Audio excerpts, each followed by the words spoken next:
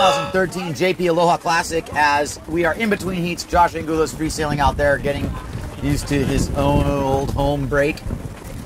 And a little bit of an explanation from the judges in terms of what happened out of heat number 8. Apparently, you know, we've got the electronic scoring going on where the judges are doing their scores on the iPads, and you know, we're on the cliff here at Ho'okipa. The network and all that system is spotty at best, and so that went down mid-heat, and they went back to the paper scoring. And when they did it, and they retabulated all the scores after the network came back, one of the scores from Motohashi was missing, and so Francisco Goya got put into heat number 10, and he wasn't supposed to be. So now we have a redo. Marcelio Brown, Morgan Diarro, Graham Ezzi, and Motohashi are now in the heat, and here we have the start of the heat. Not quite yet. What we have is Campello kind of fooling around here, getting his little free sail in, which is not something we need to talk about. But yes, Jace, back to actually what transgressed. It was a glitch in the system. It was literally that one bit that it went offline as the heat's on. Oh, red flag's up, so that means a little bit of a transition. What they are doing, however, Jace, is they're doing 11 first. They're doing Angulo. Oh, excuse me. They're going to do the Camille Juban heat. Okay, so they're not going to make them go right out right away. They're going to go straight into heat number 11. We're in the transitional period. We've got Angulo, Dinell, Cyber, and Uban. Yes, if I'm not mistaken, that's exactly what it is. That is it. They're not going to send that same heat back out again. They're going to wait. So you see the guys weren't quite ready even on the horn there. This heat is on. No, just giving the guys that started the heat. Okay, you're resetting the sequence. Yes, so put that headset on and tell me when I'm on and off. It's going to be 20 on the clock, 18-minute heat, and you will start the sequence when I hear the next horn. We started the sequence for heat number 11 already. Okay. Transitional period now. 1 minute to the start of the heat. All right, we got a minute till the start of the heat. I won't keep my watch on this. That's it. I'll basically just chronograph 18 minutes. It's an interesting spot we're in here, Kai. We're at the judges' booth. We're on the left side of the judges' table. We hear a little bit of what's going on, and you know, we had to reset them. So now we have to reset it, but you know what? It's the right thing to do, Jason. And glad we nipped it at the bud, right in time. Okay, we have to send a heat in, but better than having a result in a heat from another round. This was dealt with totally professionally. Everybody's a professional here, and we're gonna get through this just fine. With less than a minute to go in this heat, let's focus on this now, because this is a huge battle between Juban, Dinell, and Gulo. I mean, and Cyber, who's just really right now. There's no easy heats here. Cyber knows what he needs to do. Camille knows that he's sailed with Levi plenty of heats. This is kind of a different mix now. This is no longer any AWT. The heat's on, and Dinell, as if on cue, finds himself on a wave upwind. Takes a little bit more of a sharp line than he'd been riding it, and gets punished for it. Perhaps it's his board not really riding too critically well, or maybe he just didn't push enough off his cutback to make it happen. And sitting up with us here at the judges' booth, we got Francisco Goya, and you know, he's still smiling. That's what I love about Francisco. I was hoping we'd catch San Francisco here any given point here. I guess you made it to the commentary booth a little earlier than anticipated. You're still fresh and wet with your jersey on. I went through the same thing. You know, we had a little different path today, but we're still up here together, which is great to see you, Francisco. This is like old times. We had a good time up here last year. Yeah. So, you know, hey, buddy, just getting started. This is the first day, so we have a long way to go, huh? We do have a long way to go, and we're glad you're here to join us. I'm not going to focus on that heat. There was a little moment before this other heat that came up. It was you, Nash, and Coster were sailing out together. And it just kind of struck me. I was like, kind of a little champions moment postcard, past, present, future, whatever. Where were you? I was up here. Not in that category. I'm not in your club there, but we're proud. We're proud of you, Francisco. It's just a game. It's true, and you played that game for many years, Francisco. And you're looking at guys here in these heats now. Some of them are playing that game too. You know, some of them are former players. It's an interesting mix of people.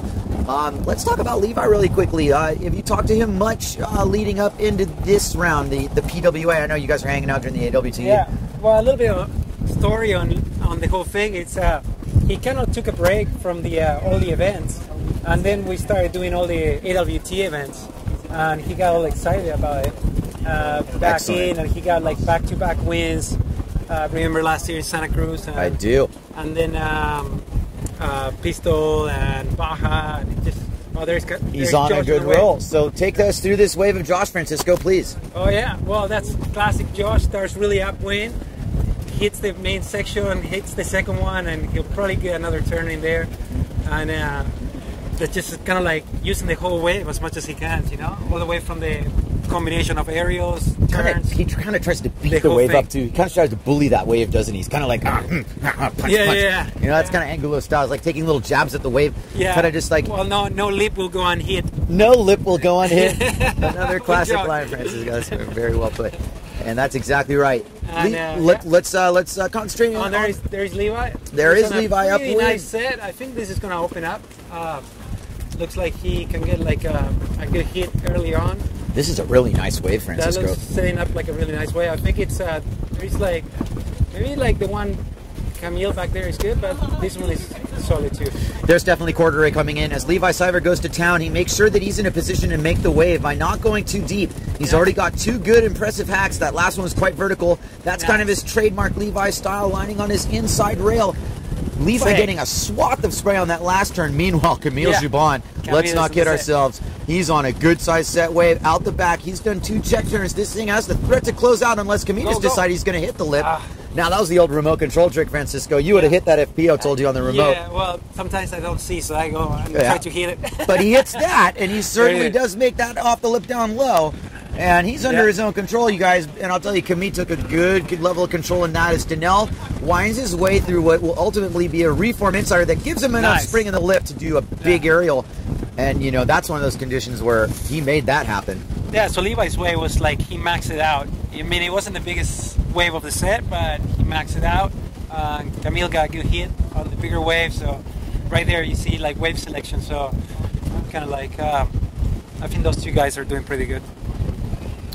Definitely some firing who keep out there, and we can definitely relate to tight heat kind of battle that's been going on. We've had this entire AWT warm up to pretty much wind ourselves up to this. Now we have the best people out of that contest coming to this with the best people on the world tour. There's things on the line here. I mean, you're not immune to this type of pressure. I know you're not feeling world title pressure today, Francisco, but you felt it before. And I remember your world title quest here. It certainly came in a situation. It was nice to have it come down to Hokipa, I'm sure. When you're, you know, you're hearing what is your home break and a chance to seal the deal.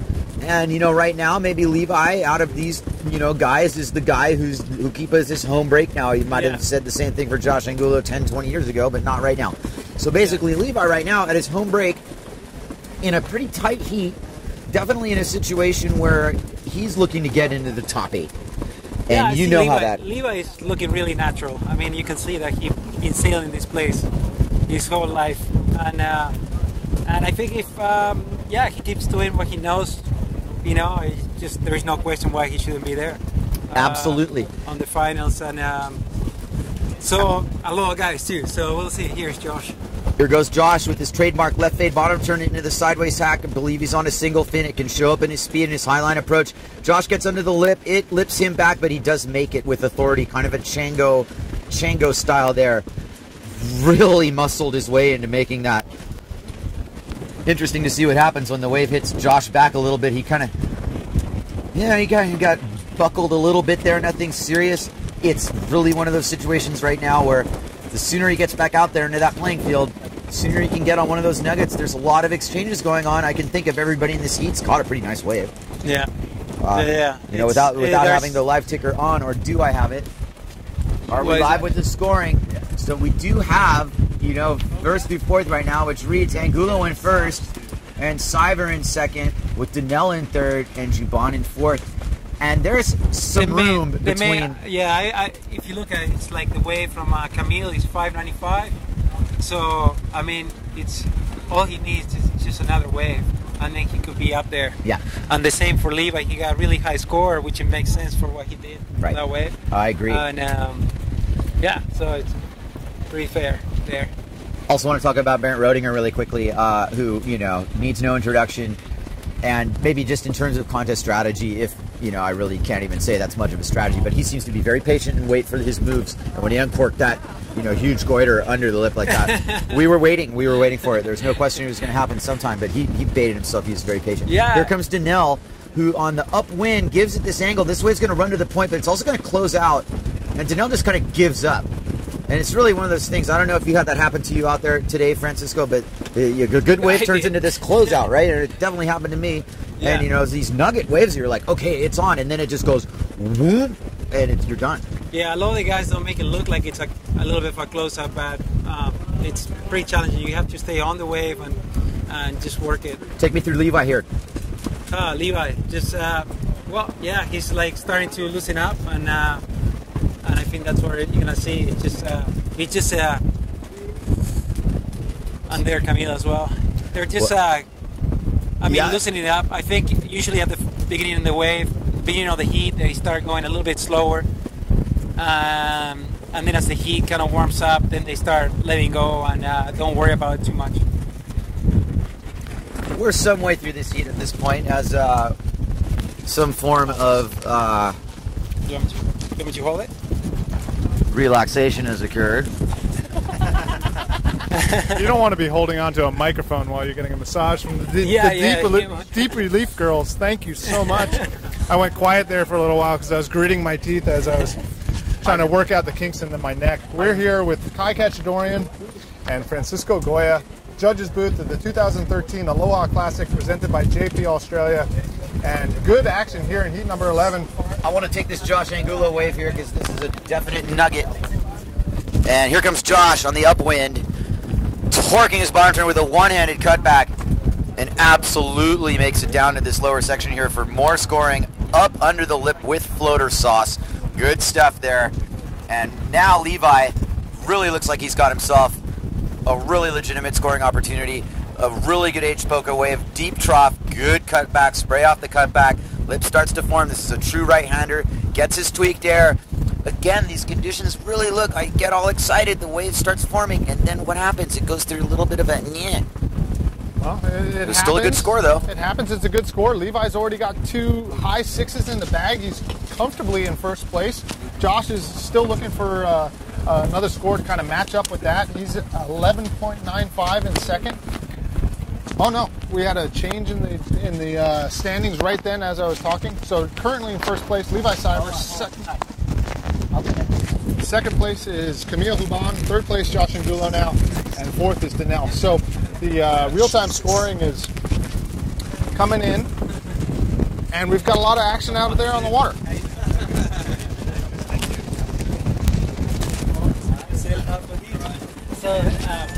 Thank you so much to our sponsors.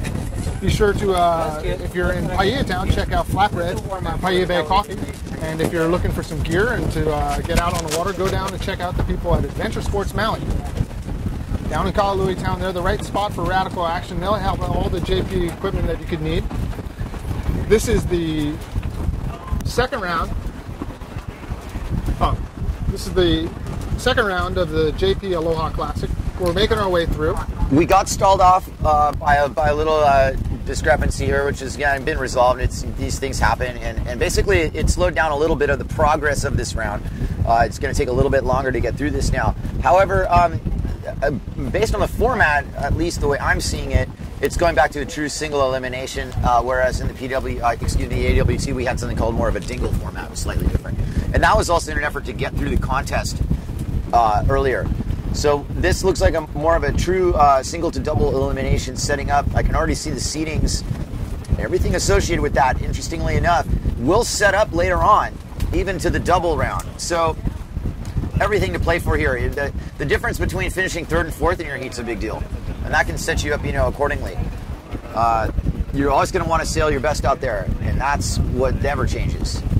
So a little bit of a different contest format between the AWT event and the PWA event. The AWT gets through all sorts of different divisions, the Masters, the Grandmasters, the Children's, the Juniors, the Girls.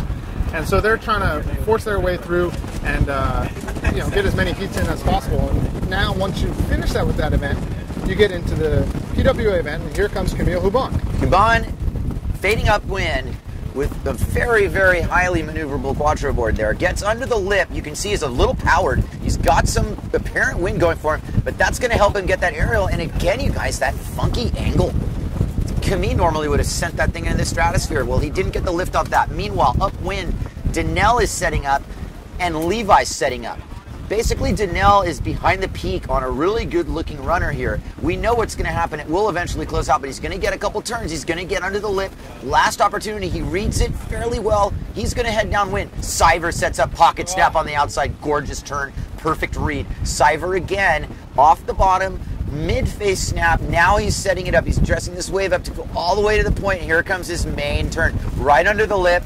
Trademark tweak. Trademark Levi. Awesome stuff.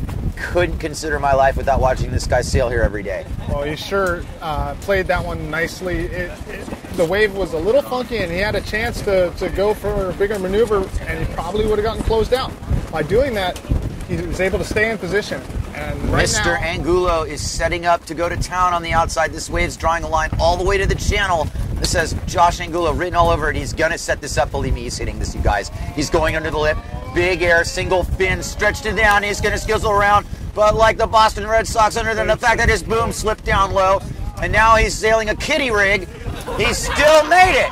And it's going to count. Camille with that super huge slam on the outside. Don't get stuck on Josh. He makes a super huge off the lip, and he's going to get around the section. Camille taking that board to its limits, actually making sections with it, which is impressive. Even with an open clue, bottom turn makes that wave count. Josh is going to definitely have to adjust that rig to his age. You know, while we got Francisco Goya up here at the announcers table, that was a beautiful way of getting around that wave there. No, not at all. Francisco, take us through that. How did he get up underneath that lip and around the section? Well, first of all, he started with really good speed, and then and it's getting a little bit windier, as you see. So a little bit of combination, I guess. And well, of course, you know, they're pretty good, right? These guys are as good as they get. So yeah, that's so the a bottom combination, line. yeah. And yeah, well, it looks like somebody's carrying a rig for. Well, I think Josh is going to opt for the caddy option with the boom issue. Yeah. That's a good caddy right there. He's paying well over there. Flew right through the rock. You know, really good. A lot at stake right there. And Angulo definitely kitty rigged his rig. However, let's not get lost. That's Golito. Yeah, you're right. Okay, well, here's Levi Siver, and he's setting up an H Poco point wave as he points downwind. And Levi with the prime opportunity here as he gets under the bottom turn ripple, and that turns into a nice lip, which levitates Levi the levitator over the point into his trademark hacks into the channel. Levi's that was on awesome. form, and here comes Donnell. Donnell kind of shaking off the cobwebs here. He'd gotten stuck on the lip, and it just seems like he's a little out of rhythm there, unfortunately. You know, give Donnell credit. He's catching all these waves. He's hacking it apart. Let's get a little closing. I got browse heat, so I'm gonna hit down there. I'm gonna force you to just talk briefly about Brasilio coming up and what you would have to say to him before the heat, and I'll let you go. No, just be there. You know, I'm just gonna go there and just let him know that I got his caddy rig ready. You know, and I try not to tell him too much. I listen more than tell him. Great team, Francisco. Good luck to you, buddy. Thank you. Thanks a lot, guys. Okay. So good to see former world champion here, Francisco Goya, at the 2013 Aloha Classic. Riding on the wave now. This is Camille Hubon making his way backside turn and now turning it down the line, up off the bottom. Solid top turn, Camille Hubon. And he's still got some speed, got a nice open face here. Big off the top, Camille, and he's got an aerial section if he can get around, but oh, he gets closed out. So with the quick change, the quick gear change, this is Josh Angulo looking like he's riding on his bigger gear. Let's see how he can make that work. Josh accordioned his boom. That was classic Angulo getting the kitty rig going off the bottom turn. And it's really not of consequence, actually. Right now, Levi is kind of owning it with that cutback. That is buckets of spray. That's that Tom Curran vintage. Awesome cutback that he's got. You know, just call it the Levi cutback for all intents and purposes. Levi in the channel, back to back, bang, bang, shotgun out. That's what it is. Well, here comes some good water patrol. And you know, talk about webcasts all you want. We're in a day and age where you can get taken in by jet ski to the beach at Ukipa after the miles of swimming most of us have done over the years. It's a good thing. My goodness. Thank you, Walshy. Yeah, the Skull-based crew operating the water patrol, riding on the Red Bull jet ski, able to get Josh's rig back into the inside without any more additional damage. It looked like his boom slipped down, and so instead of taking the time to reshift and retune everything, he's gone to his bigger gear, and they're making their way to the outside. You're watching the 2013 JP Aloha Classic. We're in the second round already. The best two guys advance, and it's been furious action. This is a heat with Angulo, Donnell, Siver, and Huban. Coming up next, we've got Giol, Pritchard, Sadie, and Farrow. We'll be looking for the top 8 out of this round to meet up with Brent Rodiger and Kevin Pritchard, who are already in. On the outside, already on his new gear, this is former World Wave Champion Josh Angulo, now off the bottom, solid bottom turn, big buckets of spray, gets a little bit caught up. Here comes his aerial spot. Under the lip turn, and still looking for more. Josh Angulo. Really super solid there. Swinging back with momentum. Maybe not putting the placement the way that a smaller board and rig would have done, his primary rig, but he made that happen. He also kept Camille off the good wave, and Camille's forced to do kind of a lesser wave ride on a smaller wave. That had a double effect for Angulo. That might have been really helpful for him that he even got on that thing. Meanwhile, Siver setting up to shop as Donnell rides an insider of no consequence whatsoever. Siver now takes the opportunity to close this heat out with doing whatever he wants to. Basically, it's another super power hack. He'll keep us starting to turn on, guys. This is a different story than it was earlier today. And Levi with the trademark Tonka. Thank you very much, Levi. One hand off the boom. That's right. Oh, and this is... You know, I like to see that. And judges, you all score that accordingly. And that was nice. As we said, we're sitting here on the end of the judges' table, so we hear what they say just a little bit. You can hear when a big move happens. That was a giant Tonka from Levi. Nice amplitude off the lip and a perfect landing. Right at the end, horn, that was one of those waves that comes in right at the very last bit that allows him to get one last score before the heat is over. Absolutely vintage sailing from Siver. Super proud of you, buddy. That was awesome. Well, talk about momentum. I mean, we've seen it from Bant. Bant's definitely on a roll. He's riding really, really well. And, you know, Levi's doing the same thing. Levi's putting together back-to-back heats where he's had multiple high-level maneuvers. Look at that heat score, 16.32. Look at this stuff coming in now. You know, looking at Angulo and Juban. Clearly the battle for second and third. Coming down to it, Josh really, really showed he's a clutch performer there. It's unofficial.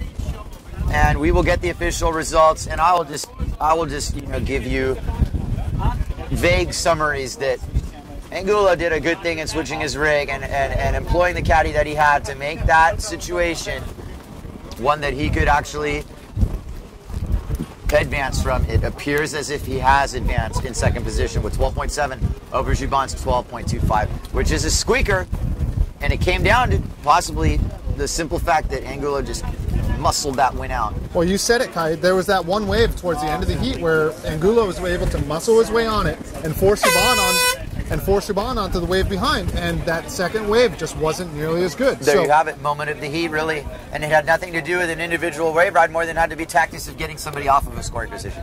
Regardless, we are now in another heat, and this one looks just as stacked as it gets. They're not getting any easier, guys. This is heat 12. Boujma Giol from Morocco, Matt Pritchard, US 10, BRA 253, Kelly Ciati, and US 785, one of our last remaining standing US sailors, Russ Farrow. We're doing all right here on Team USA in the second round. I mean, we've got a couple guys here. You know, Rodinger's on Team USA, and he's definitely somebody we're going to really be glad is on this USA squad for the years to come. And Kevin and Matt Pritchard, Russ Farrow, they're holding it down for us right now. And Ezzy, of course. So this is the last heat of the second round. We're trying to get to the third round, the top 8 competitors. Have they resailed? Yes, never mind. And so now we are in this heat. On the wave, Marsilio Brown on the outside, riding on the Goya rig. Here he comes down the line, looking for speed. Got a little bit of an end bowl section. Marsilio Brown still just kind of waiting for this wave to set up. Nice top turn there. Little bucket of spray. And good full rail turn there on the end bowl for Marsilio Brown. So 1 score under his belt. Beginning of our heat number 12. We've got some results. Results coming out of the Angulo heat. Looks like Levi Cyber has the win in that heat with Josh Angulo in second, Jumon in third, and Danelle in fourth. We informed you of that unofficially a little bit ago, but that's the official final result. Cyber in first. So top 2 guys advance. And we're looking for our top 8 to join Bernd Rodiger and Kevin Pritchard. What would you call that? Semifinals, right? We're in the quarters now if there's 4 heats. Quarters, semi-final. All right, and so this is a rerun of that heat number 10. So if you weren't with us earlier, heat number 8 had a little bit of a scoring snafu where we're going to go to live action here, though. Graham Ezzy off the bottom all the way through. He has not really committed his turns yet until he hits the point. That wave was mostly setup stuff, but he does get a pretty good ride out of it at the end of the day, and it was a really nice wave. Morgan Noirot out the back gets a much cleaner, hollower-looking opportunity to sky a good-size aerial. These guys are charging. I think the judges really feel that the level's getting pushed here in terms of the aerials, in terms of the hitting of the lips.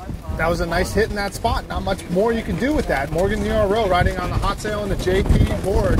That was a good hit for him there. So we are doing the rerun of heat number 10. We had that snafu in heat number 8 where Francisco Goya thought he had advanced. We all thought he had advanced. But in actuality, Motohashi is in this heat. So Brown, Noirot, Ezzy, and Motohashi. This is the rerun of heat number 10. And on the wave now, Marsilio Brown doing his solid surgical setup turns, and you can tell he was looking for the big talk.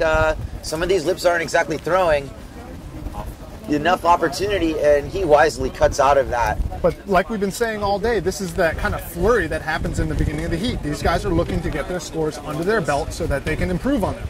Riders getting scores under their belts, but also sealing position. And when it comes down to it, position is very important in this because you got to be in the right spot to get the right wave. And Marsilio, I think, decided he was just going to not even bother with that, really. And we got a little bit of a flat spot, so we'll take a moment here to acknowledge our sponsors. Our many sponsors, our many generous sponsors. Many generous sponsors. We're going to get that sponsor list here in a second so we can go through some of the more local flavor. But right now, be sure to mention Adventure Sports Maui, your stop for the JP Australia gear if you want to go down to Kahului Town and get some gear. Adventure Sports in Kahului. Thank you very much for your support of the 2013 Aloha Classic. Also like to give a big shout out to the Nalu Ka Lodge, Flatbread Pizza, the Paia Bay Coffee House, and definitely thanks to the people at Deep Relief for that nice little back rub that I got the kink out of my neck. Keeps me fresh to watch Motohashi out there on the wave. Kai, what are you seeing? Masa playing his game. I think he's very grateful to be in this position. He earned it. To be honest, I think he had a real shot in that last heat. I wasn't going to really verbalize on it, but you play the game and you play it tight. You get your scores. You got to know what you're doing. Motohashi knows what he's doing, and he's well within his boundaries right now. This isn't the best wave of the set, but it's a really good wave. And the judges take into account that he's positioned himself correctly. He's done the little, check turns to put himself into position to ride this wave in its entirety down to the point. Really well-timed bottom turns. Every turn led to contact there. That's what we like to see. Bang, bang. And it was definitely, kind of a flashy way to start the heat. It wasn't the biggest wave, but it was a good score. And that served him well.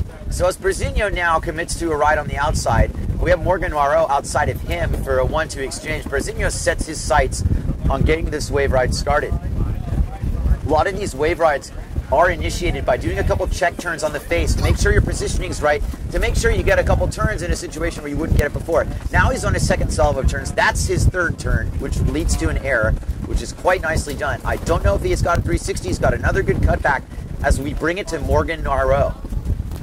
Morgan takes the entire wave to get under and through a gorgeous 360, which was landed with absolute foot-stomping authority. And you could see that was his line. He's going to go, I'm going to keep my speed. I'm going to wait for that. And that's a big claim from Morgan. You better believe it. He's claiming it. He's fired up. Should be claiming, Kai. That was a perfectly executed 360. Totally vertical on the takeoff. His mast was just stuck in the pit of that wave. And up over, ass over tea kettles, and back onto the face. Ankles dry. That was a beautiful maneuver from Morgan Noirot. Morgan wants to prove that he belongs on the big stage. His portal to professional windsurfing has been the AWT. This might very well be his first PWA event. I don't know for sure. I wouldn't be surprised if it is. And you know this matters to him. This is the big stage. He's wanted to prove himself against the heavy hitters.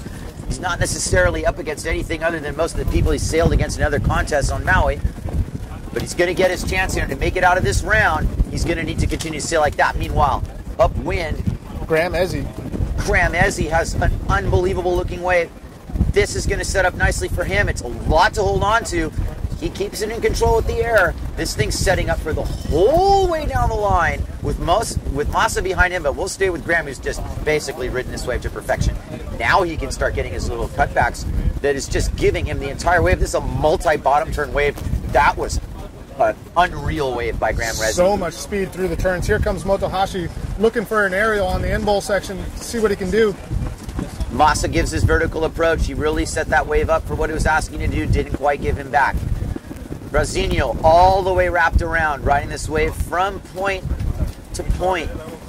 He's going to get an opportunity to turn himself into the Taka. He brings the tail around, but it's not enough momentum. He doesn't make it. A little bit of a different set there. A little bit different. The way that the first wave of the set was the best wave there. Not something that we've seen all throughout the day.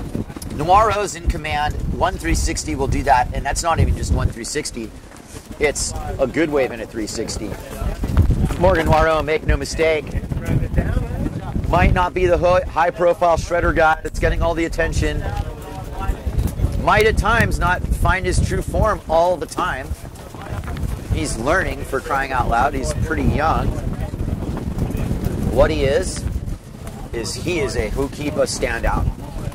And I reflect on Morgan Noiro really positively in his development the last 5 years as a real all-time shredder. And you just saw a glimpse of what we've all been seeing out here. That 360 was on the level. Well, I was super happy to see him claim it like he did, because it's like sometimes you feel like he's maybe a little too soft-spoken, doesn't have that competitive fire and that edge. No way. Now he's got that. He's in a battle here. He's actually in the lead in this heat. And First place, 14.93 points it's right not now. by a lot. They're going to reward Ezzy's wave really appropriately. I think that score is super fair for Ezzy. No big spin tricks, you know, big 360 on a wave that you got a couple section turns on and hit a 360 versus Graham going maybe 6 bottom turns on. It's appropriate. He's in striking distance. That's the point. Now, we have an exchange between the two leaders in this heat, and this is Morgan Noiro setting up perfectly. The wind looks really super good on this. Morgan's going to be right in the spot to start this wave ride as he tries to make sure he has a smooth bottom turning surface, gets the board to spin under the lip until he sets it up for the aerial, lands on his inside rail, sets it up again. Great wave ride for Morgan. Oh, Graham, as he's in a great spot here, Kai. Graham, having seen this, is on the Highline train. This is going to come in a little different. Does he unwind it for the goiter? No. He does the 360, and he actually still has a chance to make it. He still has a chance to make it. He still has a chance to make it if he has an uphaul. He makes it! He is a determined bug out. God, that was a monumental effort to pull the sail up I out get of the the way. feeling everybody but me gave up on that. Everybody but me and Graham. But Graham had it, and he pulled it out. It wasn't the cleanest make. Don't make any mistake. But that's a make. And it was a pretty cool 360. It's going to be a comparable score. And Brasinho and Motohashi both are in incredible position to make this capitalize. Brasinho now is going to play this classic surfer style. What he's doing is he's going to check turn. He's going to make sure he's not too deep. He's also going to want to take a stab at a lip when it comes at him. And that's what he does here. He sets it up so he knows he's got time to make this happen. Gets under the lip, bang. That's an aerial to be proud of. And it's going to take him to the channel. Meanwhile, Masa Motohashi, with Brasinho racing for one more move, is not really going to get anything but a white water ball at his ankles. Masa races it to the channel. He's under the lip and does a floater. It's a successful floater, but it's a one-move wave nonetheless. Nothing much to speak of there in terms of that exchange. I don't think it helped either sailor's campaign. You're watching heat number 10 of the JP Aloha Classic here at Hokipa Beach Park on the island of Maui. This is a redo of an earlier heat because we had a little bit of a scoring snafu. We're trying to make our way into the round of 8. These guys are trying to get into heat number 13 and 14 with Bant Rodiger and Kevin Pritchard. This is Marcelio Brown, Morgan Noiro, Graham Ezzy, and Motohashi. Best to advance here at the 2013 check. Aloha Classic. Morgan Moreau could use a backup score here. He could seal the deal with a really strong score here. He's in great position as it is.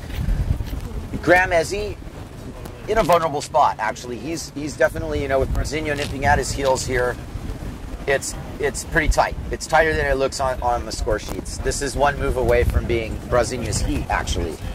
But Morgan's got something to say about it. Morgan's got something to say about it. He's definitely set it up correctly. This is a really smart way for him to be riding. Good for him for being on it. He punches off the bottom. He gets a good amount of redirect off the top. And now he's in the floater position, floats it downwind, and ultimately turns that into a fairly solid score. That's not going to be anything but solid. There was a nice moment there where that wave was really lining up, and it really could have been something else. Could have been something else. That was one of those instances where the wave actually cooperated, really. And it threw enough lip that he kind of got through the whole thing. And that was that. And here comes Graham Ezzy riding his way back upwind. He's trying to meet up with that green trees wave, setting up on the top of the lip. Graham Ezzy on the Ezzy sail. Now he turns it down the line. Here comes Graham. Nice solid top turn there. A little bit boggy, but this wave is just doing some weird things with the current line that's running through it. Watch him just kind of bounce his way through the end bowl there. We've been talking about it all day. When the swell comes in like this, you get a current line off the downwind side of the bay. Here comes Motohashi on this simmer sail on the red board. That was a good effort. That was a good effort from Massa, who's definitely got a wave on the point here. But Brazinho is definitely in a situation here with the nation of Brazil behind him. He took a little bit too much time to make that happen. Wasn't really his fault. I think the wave conspired against him there. I don't think much has changed. It's not one of those exchanges where something now has gone into the favor of another sailor. This has been pretty much the law of this heat. Brazinho's been looking for an opportunity to manufacture these high scores that he can just pull out of his hat. But it's interesting that the conditions are to the effect where it's big enough that he can't really do it on every wave. It's not this machine-like deal. Well, Hokipa never is a machine for the most part. I mean, it's one of those waves that's got breaks and sections in it. I know that when I'm swimming out there, I line up with one of the telephone poles that I can see from the water. There's a little bit of a flat spot that happens in the wave. You've got the green trees part, the middle part of the bay, the kind of right part of your screen, and that part will connect with the end bowl, but there's always a flat spot in between. And so with windsurfing, when you have the momentum and the speed of your sail and your board, you're able to kind of push your way through that flat spot and get to the end bowl where you can get the high performance maneuvers. Swell direction playing a key part in that whole equation, and that flat spot ends up being right where the wave rolls through on those north-northwest swells when we're talking about green trees. Right now, that's not the case. Right now, the swell angle's hitting the reef kind of flat and square and fattening the wave up in certain sections and pushing things more towards the channel. And it is certainly still offering high-performance wave sailing opportunities. Graham Ezzy, sensing that he really needs to solidify some distance, possibly even get in a position to take the lead, he keenly gets on this glassy-looking wave and starts dissecting it. This is actually going to end up being a pretty solid opportunity for him because there's a little bit more to it than some of these bigger walled-up waves. This is actually going to offer some performance potential. The wind kind of bogs Graham down, unfortunately, and that was just all he could do in that situation. The wind did not play in his favor at all there. Well, you can see what he wanted to do. You know, he was setting up. He got those two good turns off the middle part of the wave and looked down the line, and there was that little bit of a tail there. But like you said, the wind didn't quite cooperate, and he wasn't able to blast through that section and get the taka or flocka that he was probably looking for. Well, it's a pause in the action. Jason, we've done this a couple times. Time to reflect a little bit. I was getting into the old Aloha classics, kind of repeating things I've said before. I think I left off with Alex Aguirre winning in 1984, which was the final jewel in his Triple Crown, which is a feat that is yet to be accomplished here at Hokipa since Alex Aguirre did it. 3 Hokipa wins in a row. Do you want to talk about all-time Aloha Classic moments? Wait, maybe? Rob, you're telling me that was the first of the 3? So Alex won the Aloha in 84, and then he went on to win the O'Neill, and then the Mag Referee. And so, okay, that's how it worked for Aguirre. That's a streak that hasn't been equaled, but I want to bring this up. And I need to bring this up because Barrett Rodinger last year won the Maui Makani Classic. and he won that event. He also tied, if not beat, Ian Boyd's record of being the youngest event winner at Hokipa, because he was younger than Ian Boyd was when he did it. So he did, in fact, break that record, long-standing record as it was. Now, Barrett has just won the AWT portion of this Aloha Classic. That's an event win any way you want to slice it. If he wins this event, he's going to tie Alex Segura. That's all I wanted to say. And here's Masamoto Hashi fending off Borja Noiro on it. Heat-altering wave if he can put it together, and Graham Ezzy's outside of him. Now, these waves snuck in upwind, and they're a really good shape. Masa needs to go to town here. Don't wait too long to hit that lip. It's right there for you. Good job. And the judges really wanted to reward him for that, because his line was really good. And unfortunately, Masa tried really hard there. Didn't even try too hard. Just a little bit too much off the bottom. You just got to hit that lip a little sooner. Graham has a massive canvas here. This is a runner. This wave's actually not got any chop on it. It's got a good line. It's going to give him some momentum. He's off the bottom. He's got the goiter on lockdown. He's going to make the goiter, folks. There it is, Kai. On lockdown, Graham Ezzy pulling out the goiter. Just had a nice run of speed at that little section there. And when it all sets up like that, he's got it. Here comes Brazinho to answer one-handed goiter, and he lands it too. Right at the end of the heat. We're under 30 seconds left, and furious exchange between Graham Ezzy and Marcilio Brown. So come here real quick. Brazinho is able to get up in there with one-handed goiter. Awesome exchange there. Barrett, take me through Moto Hashi's wave. Good setup. 10 seconds. Looks like coming in for a good hit. Dude, that guy is so impressive this heat. He is having like the heat of his life out there. He's definitely in the heat of his life. I mean, as Morgan Noiro, I don't know if you saw him stomp that 360 but he really did stomp a 3, and it looks like he's going to have to back this up, because that's a lip line floater one-handed like it was nothing. Well, Barrett, I just wanted to have you here for just a second as my watch beeps the beeps that it's beeping. But heck of a performance so far. Thank you. I'm not going to put any pressure on you. You've already broken a couple important records here at Hokipa, one of them being youngest event winner ever by Whisker to Ian Boyd. And what I'm bringing up now is that Alex Segura has the record of 3 event wins in a row at Hokipa. Okay? I'm just going to bring this up for you. And now, so this is where the pressure comes in. This is where the pressure comes in, because we're at 2 with you. You just won the AWT portion of the Aloha. That's an event win, and you're not going to say you know that's an event win with who you beat, right? Don't jinx him. So no jinx at all. You know what's at stake, and it's huge. And I think we're all sitting here really not questioning anything about your ability. But take me through right now, super briefly. Right now, where you're at in your head and going forward here, are you looking at the draw? Are you looking at who you're against? Or are you just going with the flow? Just kind of going with the flow. I mean, so far it seems like every heat that I've been in has been like a final. I mean, starting with my first heat, you had Cowley, Victor, Casey Hauser. They were all ripping. It was amazing. There was a lot of pressure, definitely, for the first heat. Yeah. Second heat, Kevin, Robbie Swift, Traversa, or Mussolini. Just amazing. It was so crazy. It was like, I was looking around like, oh my gosh, how am I going to make it out of this heat? Heavy battles, but at the same time, battles. You seem to be using your very patient approach, Barrett. You seem to, Barrett, you wait for these moments to pounce. I don't think you're waiting on purpose. You're being very calculated, but I think you also know exactly when it's time to capitalize. And that goiter was so super sick and so super late. It was just up. It was like you were still rotated going up, and you got all this projection. When you landed that, I was laughing. Well, I think that's all you can do at this point. You know, everybody's pretty evenly matched in skill. Everybody's very, very competitive out there. So what you can do is, you just got to freaking catch the best waves out there. Try your best to get in good positioning and stay critical on the wave with not only the surfing that you're doing, but also the maneuvers that you're doing. Everybody's doing maneuvers out there. Only some of the waves are maneuvers and surfing in critical sections. Exactly. So, Just playing it perfectly. Just going to try and keep doing that throughout the heat, and looks like I'm up next. Good luck, Barrett. We won't keep you any longer. Thank you. All right. Can't wait to see you. Can't wait to watch your heat. Yeah. Barrett Rodinger knows what's at stake, knows how to make it happen. Really nice guy, too. It's nice to see it happen for him, Couldn't have a new nicer kid. I consider him one of my favorite sailors here. Say no more. Say no more. And it's nice for him to come up and give us a little bit of a chat, right, as we're heading into live action. Might have been involuntary. Kali Siati rotates through a goiter. He sure did. You blink, you missed it. As long as the heat was running, that's going to count.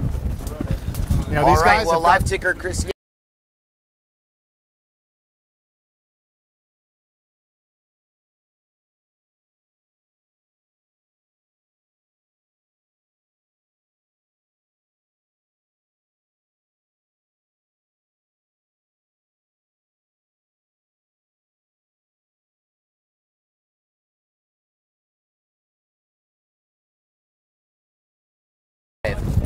This isn't a freestyle contest, no. But you do see that agility is being rewarded.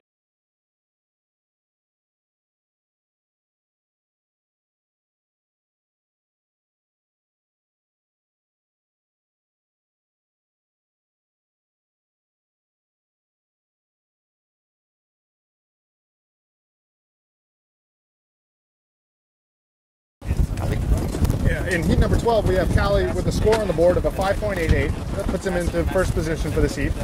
And the rest of the guys are still looking to get a score under their belt. We have Ross Farrow.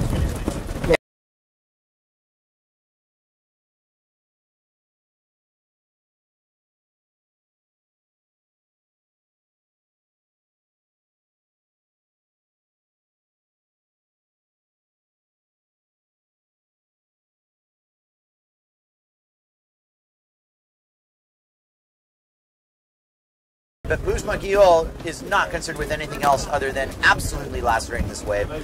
Trademark Giol off the bottom, really dressing it up as a point break here and really making it look like super fun day. You see how he's aiming towards the lip as it throws. He's always staying the high line. He gets under it. He's always aware of where his target is, and that's an important thing. Oh, and he's always looking for the target. Bujma just comes into everything with so much speed and reckless abandon. It makes me really love watching Bujma sail. And on the outside right now, on the Ezzy with the orange, here he comes. This is Ross Farrow looking for a redo of that first wave. Nice little check turn off the top, but he gets closed out. So Ross still looking for that first good score. This is heat number 12A of the 2013 Aloha Classic presented by JP Australia. The right stuff for radical action, and we've been having radical action all day. This is the PWA event, 30,000 euros at stake, around 6,000 euros for the first place finisher, and World Tour implications, as well as being an event winner here at Hokipa Beach Park, which is arguably the biggest title in windsurfing. Beyond a world title, you know, winning event here at Hokipa means something special. Kai, give us a little bit about that. Well, the Aloha Classic's not the first event at Hokipa in its history. That would go to the Maui Grand Prix, and the O'Neill Invitational wasn't long after that, which was regarded for years as the big one to beat. Kalasiati, however, not being really a member of the ancient windsurfing generation and showing why with sort of contorted attempts like that, he's a member of the new generation. Also a former world champion himself, possibly one of the most well-rounded sailors on tour. That guy, where he lives in Brazil, he can sail port 4 days and starboard 3 days a week. That guy sails both tacks all the time with regularity, and that makes you a very well-rounded sailor. Meanwhile, outside, Bujma Gio is setting up for an absolutely buttery-looking nugget right in front of the judges' tower. That's lining it up. You couldn't line it up any better than that, Okipa. He sets the course right around, perfect cutback timing. That board looks really loose under the lip. He doesn't lose his grip on his bottom turn, and that results in massive spray off the top. He's doing somewhat shallow bottom turns in the trough of the wave, and it's winding up for some pretty impressive cutbacks. A really good ride for Bujma with the trademark little, car crash at the end. Nothing serious. No disgrace on that at all. Bujma's taken worse wipeouts than that. That puts him in contention. There's no question about it. Well, that's the truth about Bujma. He is one of those guys that you got to expect for him to go to broke, and at the end of that wave gets a little hung up. Right now, here comes Ross Farrow on the Ezzy sail, looking for his first real good score. He's got a nice little wave lining up, but he's got a big current section on the end of this thing. Let's see how it lines up for him. Didn't really line up for Ross, but it is lining up for Callie Ciotti, who's definitely picked the best wave of this entire set. And Callie goes directly under the trough, does a crisscross swell. Oh, that was just great wave reading. He read that wave so perfectly, Callie Ciotti did, that he really doesn't even put a foot anywhere else on that. I'm taking you through that. That bottom turn that he backdoored through that before he did that second check turn into the off the lip was sheer mastery, and you just don't do that unless you are someone like Kali Siati, who can absolutely turn a wave like that into a winning score. Well, and you wouldn't be in that position if you didn't have that epic first hit. He would not have been able to get that aerial if he was not so perfect on that first turn. Yeah. We have a situation right now with Matt Pritchard clawing his way into this heat. It's an impressive display for Matt throughout this contest, and he's not done. Matt takes it from the point, and now he's going to aim. Not a lot to aim at. He's got to realize everything right now is going to be a little more home cooking close to home. Matt's capable of this. Matt knows how to draw a bottom turn. He also knows when not to, you know, polish a you-know-what. Well, yeah, you got to know when to hold them. You got to know when to fold them. We got some results for you here out of heat number 10, that redo heat. In 4th place is Motohashi. 3rd place is Brown. Second place is Graham Ezzy, and winning the heat, Morgan Niaro. A plus Morgan, très bon. Très bon. He's got to be really stoked about that. Yeah, he was stoked. Not only to advance, the top 2 guys advance, but to win the heat when you're this late in the contest, that really does a lot for your confidence. This is what I want to say about Morgan and why I really feel good about that. When he claimed that, it's just one more step up the ladder. It's not like he knew he won the heat. It wasn't anything like that. But he seized the moment, and when he claimed it, there was this, he just grew up that much more. Now he's really a gnarly competitor. Anyway, Bujma Giol here does such a good job setting these waves up. I really like how he positions himself off the bottom. It's a tight package. He's got a really good bottom turn. He's getting himself in critical spots on the wave. Meanwhile, Russ Farrow needs to get in the ballgame here. Maybe he's taking it a little more casually. He's got a different setup, trying to spin that board up. What's happened with Russ is that he's in a heat with some of these guys who are just, I hate to say it, you know, better wave riders. But what Russ has is the local knowledge. He's got the ability to match with anybody. Maybe it's not really a question of ability more than anything, but I think you did see a difference between Bujma and Russ there, if I may compare the two. And it's just critical riding style. It's the ability to turn on a rail. But most importantly, it's the positioning and the very critical positioning that it takes to make waves look good here at Okipa. Well, time and practice makes perfect. Bujma has been around a fair bit longer than Ross, and you know, I gotta say, I'm really impressed with how far Ross has come. You know, a couple years back, you would not have expected him to get into this round of the Aloha Classic. So, good job. Kudos to Ross, and he's fighting his way through it. So, good action here at Okipa Beach Park. A little bit of a lull in this moment. You're watching the heat between Kali Sadie, Matt Pritchard, Russ Farrow, and Bujma Giol. We are looking for the top 8 to advance and move on and eventually get to a winner here at Okipa Beach Park.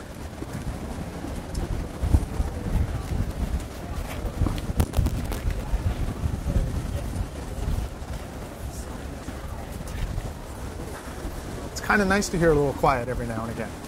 I guess you guys could always press mute on us if you like, but we're trying to give you some knowledge. We're trying to give you a little bit of insight into what goes on here at Okipa. Right now on the wave, this is Kali Sadie working his way down from Green Trees, riding on the hot tail on the JP board. Nice off the top. Linking it up into a second turn over the whitewater part. Here he comes trying to get around the section. Kali Sadie, whitewater climb. Making the most out of that little wave and just trying to stay busy. Currently, we're in heat number 12. First place, we have Bujma Giol. Second place is Kali. Third place is Matt Pritchard. And fourth is Ross Farrow. It's a tight heat. Only a point is separating Giol and Sadie. Everything to play for here. Though the things that play out here, and you see the tendencies now of these riders, how they're going to push things into that winning position. And Matt Pritchard, you know, he's got one good score. He's got a 6.9 in the books, and he's got a .62 as his second score. He's only got one. So Matt is looking for that second score. Here he comes. I don't know if this is going to do it. What are you seeing out there, Kai? What I see is Ross Farrow and the much better wave on the outside is Matt Pritchard definitely knows he's got to make the most of this opportunity. The judges are scoring anything you do out there. Russ Farrell's on such a bigger wave that he actually bottom turns before Matt. Matt slams a section, doesn't look like he's going to get much further than that and realizes it. Russ Farrell, on the other hand, is just getting started. As he gets his board pointed down the line, this is much of what he did to advance in the first round. Just get better waves than everyone else. Well, this one's definitely a really super nice wave, and Russ unfortunately squanders his opportunity there. He needed to stomp a little bit more authority. that was an exchange that really could have helped Russ. I don't think that he's gonna help his cause with what happened there. Well, I think what you said is really interesting. You know, Ross has gotten through on the meat and potatoes wave sailing rides. You catch the best ride, catch the best wave, and you get as many good turns and a big aerial at the end. Ross is not the guy that's going to come out with a taco or 360 most of the time. So, Russ has the capability to have the big move. It's definitely a little bit more of a level of classic riding, and it goes a long way on a day like today. But he's looking for that end bowl aerial hit. Everybody's looking for the end bowl aerial hit. It's definitely, whether or not it's on offer on a day like today, that's a classic riding Hokipa style right there. Ujma Gil knows this, and he gets down there, but the lip hits him before he can hit the lip, unfortunately for him. Kali Sayani on a translucent blue-green Hokipa wave. This one's really kind of cool looking wave. Gets that classic Sayani combination, pinball bang-bang hit, and he just has to do the most of hitting the whitewater and whatever else it's giving to him. At this point, nothing much has changed. I think our standings are going to stay the same. You might have a little bit of the nipping on the heels on Pritchard there from Russ Faro, who could have really made that a much more solid challenge by not blowing that last wave. However, with not much time remaining here, we're setting the table for this battle here. It's a tight one, Kai. I mean, look, only 0.3 of a point separates first and second place. Kali Sadie riding on the hot sail with the JP logo. JP, our title sponsor of the Aloha Classic. You know, if definitely Matt Pritchard in striking distance here, it's very tight. No question about it. Now, Ujma's selected what will look like to me to be a very inside level performance riding kind of wave. It's going to offer him a chance to straighten out into the lip here. He's going to get a goiter shot, and he's going to go over the falls, not quite make it. Matt Pritchard, however, not paying any attention to that whatsoever, has his own plans, and he's going to turn this board, his taboo, up under the lip for the 360 attempt. Matt Pritchard's not going to make it, but he really deserved to make it, and he had everything going for him there. And Matt Pritchard makes that, it's a different heat, you guys. So I'll tell you that right now. Not to be fazed by any of this, and probably not aware of what's happening, Russ Faro, on somewhat of a lower runner there, just kicks out, realizes not going to help his cause, though. You can do anything on any wave. Don't let your mind fool you.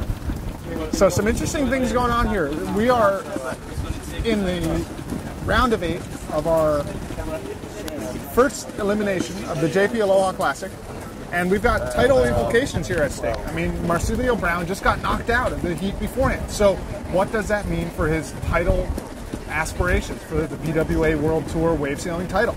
Getting knocked out here early does not help his chances, but we do have the second elimination. And here on the wave, this is Brazil. Here comes Kali Sayati up and under the lip, and he essentially does the one-hit wonder, doesn't have the scoring potential of the other waves. Kali Sayati definitely taking a break from full tour participation. Another one of these guys that we're super, super happy to have take a part of this event. It's important to have the level of interest of guys like Kali. He's got the world title, he's got the sponsors, he's got the life. He's been on this boat traveling around the world, sailing all this unbelievable stuff. He doesn't have to be here if he doesn't want to be, but he's here and we appreciate it. And he's somebody who makes this a better event. And the level of riding here is superb, thanks to guys like him. And thanks to guys like Matt Pritchard, to his own effect, scrapping away on this inside wave. Matt can mix it up with the best of them. Right there might not have been his highest scoring wave of the heat. Won't be his lowest. Here comes Russ Faro. He's been aiming for the lip all day long. This is finally his chance to uncork something. Kind of gets it, kind of gets unstuck. A little weird. The conditions kind of pulling through with that. Ujma Gil on the outside. He's already linked a couple turns. He comes through with this classic style as he's basically drawing through the inside here. Gets the tweaked air. Nails the tweaked air. You know, that was really solid. It didn't have the super flashy bit, but here comes Kali, speaking of flashy, drawing his beat off the bottom. Super, super solid style to get that board. I love the elbow position. Did you see the elbows on that? He's got a really, really good body English. That matters. I pay attention to stuff like that. I hope the judges do, because you want to really have the dynamic body positioning that allows the board to be in tweak positions like that. He just, that one freeze frame I have of him right there with the elbow positioning, just totally arrows all in the right directions. That was awesome stuff. Kali is an exceptional sailor, former world wave champion, former freestyle world champion, former Supercross world champion when that happened, riding on the hot sail with the JP logo. Callie's an innovator out here. If you look at the gear that these guys are riding, if you see the short sails and the short boards, a lot of that came out of the development that Callie did over the years. And now here he is riding on the JP boards and putting it to good use. He's able to get up underneath the lip and into these tight spots that formerly weren't possible with a windsurfer. It's really interesting to see how windsurfing has changed over the last couple of years. And like I was mentioning earlier on, this event, the PWA World Tour event here at Okipa Beach Park, has got World Tour implications. Currently sitting in first place is Phil Koster, Alex Mussolini is in second, and Brazinho's in third. But after getting eliminated on the last heat out of the single elimination, things get tougher for Marsilio. But right now, we have live wave action. Here comes Matt Pritchard, US 10, riding on the Gaster sail, bang off the top. Nice solid top turn for Matt. And here he comes at the end bowl looking for one more. On the outside, this is Boujma Giol coming from Morocco, riding on the starboard. Nice off the top for Boujma. And here he comes for the 360, all contorted. Oh, that one kind of hurt, I could guarantee. That was a body slam. It looked like he landed on his rig. Russ Faro on a very nice looking wave has the 360. I actually don't think that was really going to help him at all. I hope Boujma's okay. It looked like he landed right on his rig. Kelly Sayati, full beat off the bottom, squares it up. We've been getting buzzed by this Cessna for about 10 passes now. Very interesting. Oh, that's cool. That's the cheap dance photographer there with the plane instead of the helicopter. Don't be distracted by the Cessna, you guys. The action's all right out here on the water. And it really doesn't take much to be in the wrong place at the wrong time. However, at this given moment, there isn't really anywhere you could be to make it work for you. This is a lull in the action, and nowhere's the wrong place to be right now. Yeah, and we're kind of coming up on the end of the heat. The green flag's down. There's only a little bit left to go. And there it is. So coming up in the next heat, we're going to have to update our bracket here to let you guys know who's coming up next. We'll get back to you. Let's go to commercial break right now. You've been watching the Aloha Classic presented by JP. We'll be right back.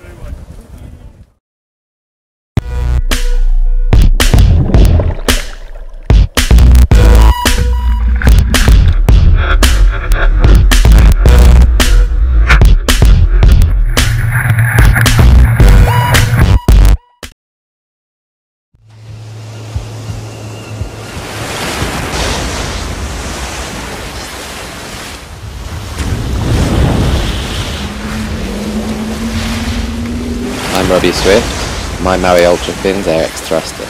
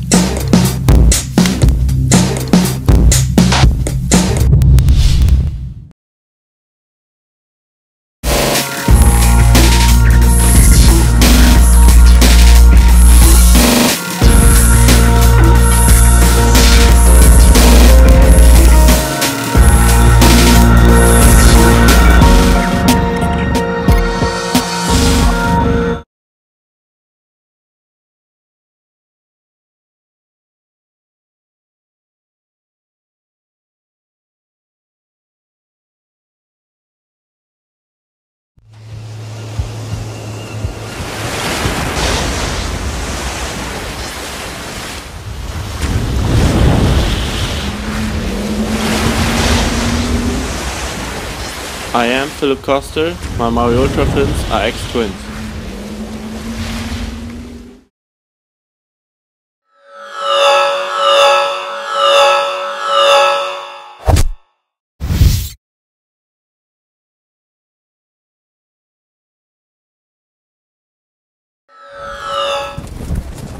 And welcome back to the JP Aloha Classic here at Okipa Beach Park. And this is the top 8. We're looking to get into our final elimination coming up here. We're going to get you in just one second who's in this heat.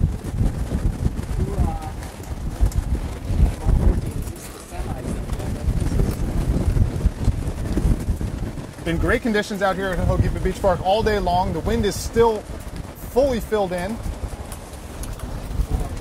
The waves are coming in 4 to 5 foot, a little bit of a weird direction like we've been talking about all day. But these competitors have been sure making the best out of the conditions available. Got a big set on the outside. We'll see if it's in time for the heat to start. This will be Bant Rodiger, Graham Ezzy, Levi Cyber, and Matt Pritchard, I believe.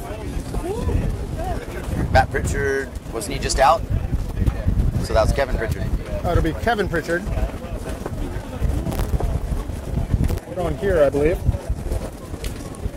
So we've got some results coming out of heat number 12. Advancing is US 10 Matt Pritchard, and winning the heat is BRA 253 Kauli Seavi.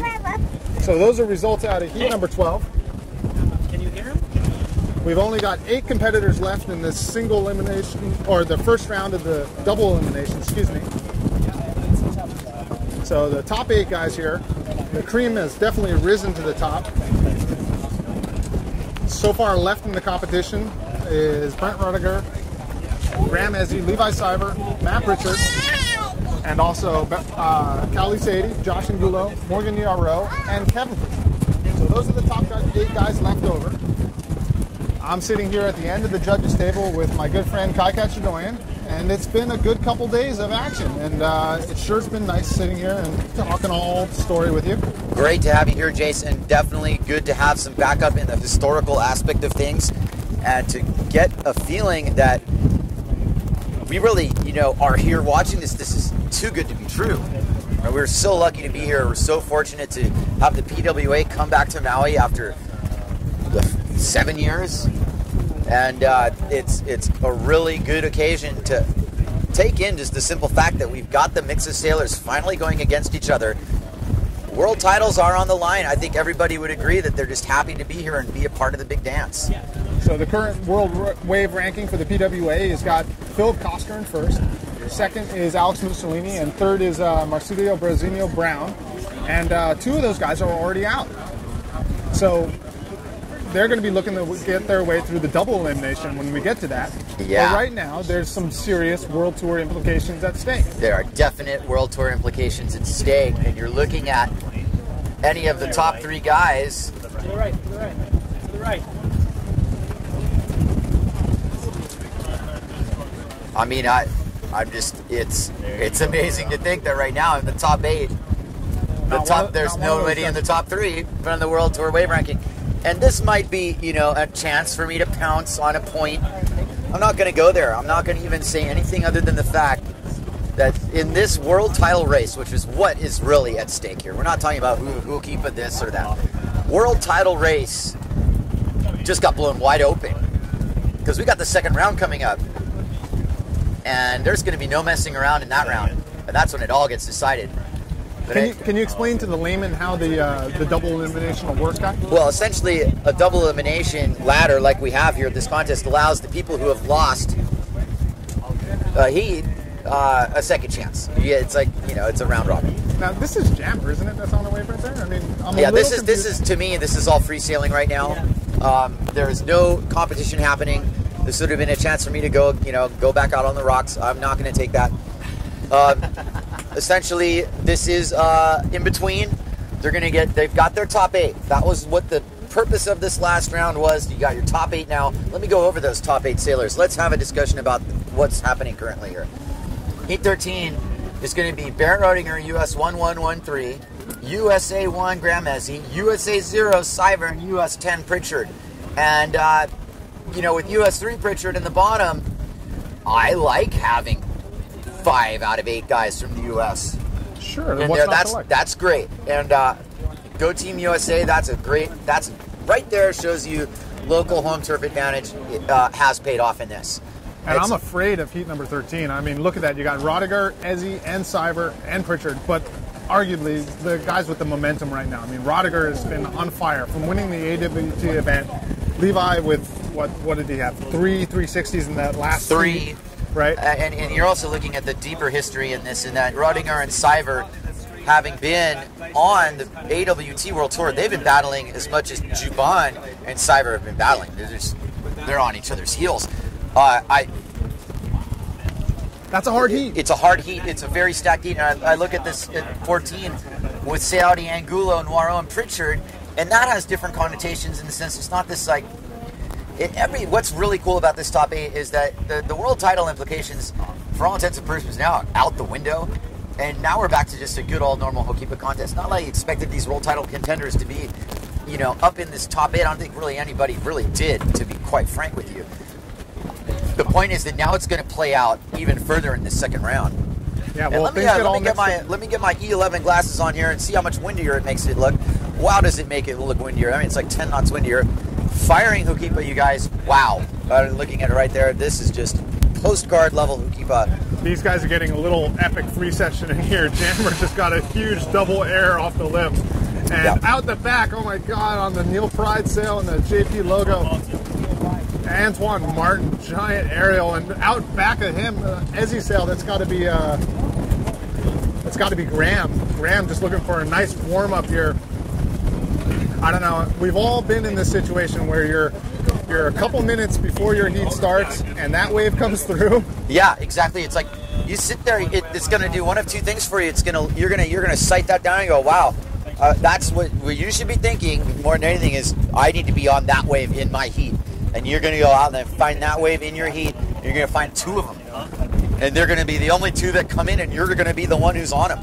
So a little bit of a level of restraint that he showed right there, though. How many times have you been out there in your warm-up and you just go for something maybe you shouldn't have, maybe a little too aggressive, and you break your mast and you're swimming before your heat? It's an awful way of getting warmed up. So a little bit of a level of restraint there from Graham to not just uncork on that one, but. That was what it was. He certainly had an opportunity. It's just about getting in the flow with the conditions. As they are changing, as they are making them, we're making our way into the afternoon hour here. It's 3:30 at Hokipa in late October. The sun is going to go down. We've got more action coming. We certainly have some divisions to run here. Whether or not Duncan decides to go straight into the double today or go for the women's division remains to be seen. I don't know if a decision has been made in that regard. I could ask Duncan what he is thinking about that. It would be good for all of you out there at home, some of you people in other divisions who might be watching this webcast, knowing, what's coming up. That very good question to ask right now. I haven't been informed of anything, so I can't report on that. It's pretty cool to be able to watch the live broadcast and be able to see what the beach is doing, isn't it, Kai? I mean, I'm a little bit lazy these days. You got the family, you got the 2 kids. Sometimes it's hard to go check the beach. Yeah. It's cool to be able to go on to the PWA World Tour website or the AWT website and check out the live feed. Exactly. It's a luxury that on both ends of the spectrum we're really blessed to have. We're going to go to commercial. Sorry to do this to you as the set's coming in, but there's going to be more great action coming up here at the 2013 JP Aloha Classic. Coming right back to you. Why are we on standby here? Because Pritchard's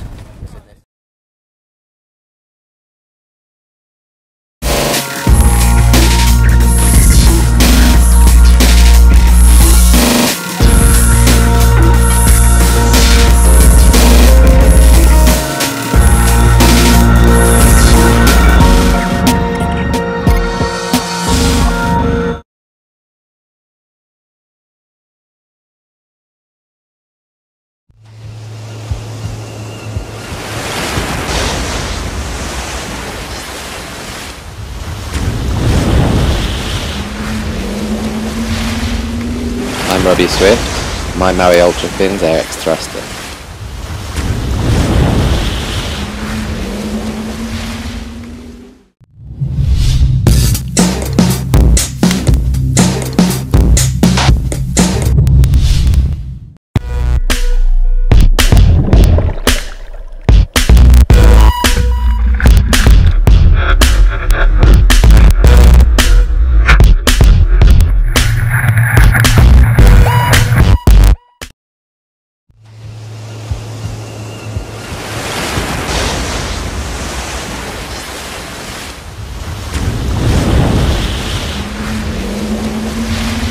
I'm Slow Young.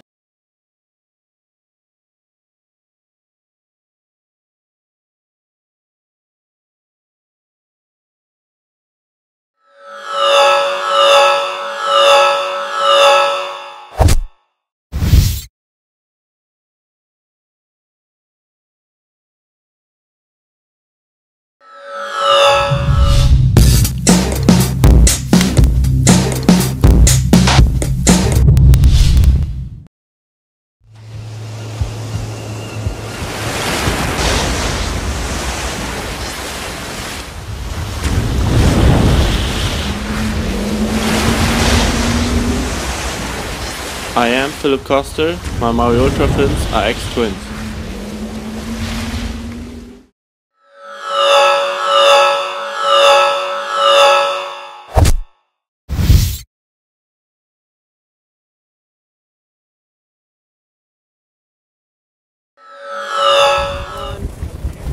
We are back at the 2013 JP Aloha Classic, sponsored by very many companies, but the Nalukai Lodge especially, and JP, of course, the right stuff for radical action. We are here in a bit of a intermediary moment of free sailing, which almost had me get out loud to see, get my board off the rocks and get back out there. But that's not going to happen. I'm sitting here with Jace Bonabianco of Poor Boys Productions, good friend of mine, and we are bringing you this contest in its entirety. And at this point in the game, we are in the top 8. And I will go over that top 8 with you. And I've done this before, I'll do it again. But here we are. US 1113, Barrett Rodinger. USA 1, Graham Ezzy. USO, Cyber. Levi Cyber. US 10, Pritchard, Matt Pritchard. That's Heat 13. 2 people out of that heat are getting into the final. That's big time. The second half of that top 8 is Kali Siati, Josh Angulo, Morgan Moreau, and Kevin Pritchard. 2 people from that group of 4 are going to make it into the final. All these people in the top 8 know one thing. You only get so many opportunities in your lifetime to make a Hokipa final. This right now is a pivotal moment for all 8 of these sailors. Some of them have been here before. Most notably Angulo, Siati, Kevin Pritchard, Matt Pritchard, Cyber, Rodinger. As he's been close. This is big time for Levi Cyber. And I will tell you right now that that's a customer in this game that has come to play for years. Hasn't always had it conspire his way. It's not always been his fault. I remember heats where Levi had the wind die on him and the waves get all weird right on cue for his heat. It seemed to be a recurring theme for a little while. It seemed like Hokipa was conspiring against him. Well, he's chipped away over the years.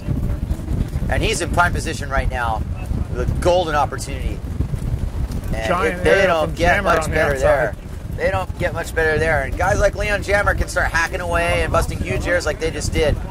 Levi and guys like him have been doing this for years. Oh, Antoine Martin is always willing to just absolutely carcass toss himself. You know, this is an interesting time, and when you have this little break, you get everybody out there just chomping at the bit, Kai. What's happening? We've got... Well, it's everybody, you know, trying to get their level of experience here. Kean's bringing me my base. Thank you very much. And, we'll get Kean up here in a little bit. He was helping me out with my yard sale that I had earlier. Awesome. For those of you guys who can't see what's going on here, we're on the end of the judges' table, and Kai's wonderful family, Ani and his son Keon, coming up to say hello, bringing him some of his sponsored equipment, Streamline right there. I don't know if I'd be giving my 1-year-old son a Streamline base for him to whack you with. Oh, that's the only one we want to whack. And I just want to say hi out there, Kean. You don't drink Red Bull yet, sorry. Just all right. Gosh, I wish you guys could have seen that one too. Keon goes from the weapon of mass destruction to the Red Bull, looking to cause havoc here at the announcer's booth of the 2013 JP Aloha Classic. We're in a little bit of a waiting period as yeah, definitely some free sailing, definitely some time to ponder the significance of this moment. And as I was getting into, you know, people who've been there before, you know, I have to mention that Barrett Rodinger becomes the person in that category all of a sudden. Now he doesn't have getting experience out of the AWT, right? Well, yeah, and I mean that's my point. And really, you know, when I mentioned Morgan Naro, he didn't have a bunch of PWA events to, you know, work his way up the ladder here. It's been all based on leading up to this moment. That's why this event's so pivotal. It's everything right now in his ability to get to this moment. It is so hard to make a final at Hokipa. You have to climb so many mountains to get there. These are the heats that are so pivotal. In this situation, it's fair. There are waves firing down the point right now. This doesn't favor a particular type of sailor. This is, for the most part, giving everybody a fair opportunity to perform. And I'm really interested to see when this horn blows, which is hopefully sooner than later, because I can hardly stand the anticipation. I'm sure you can't either.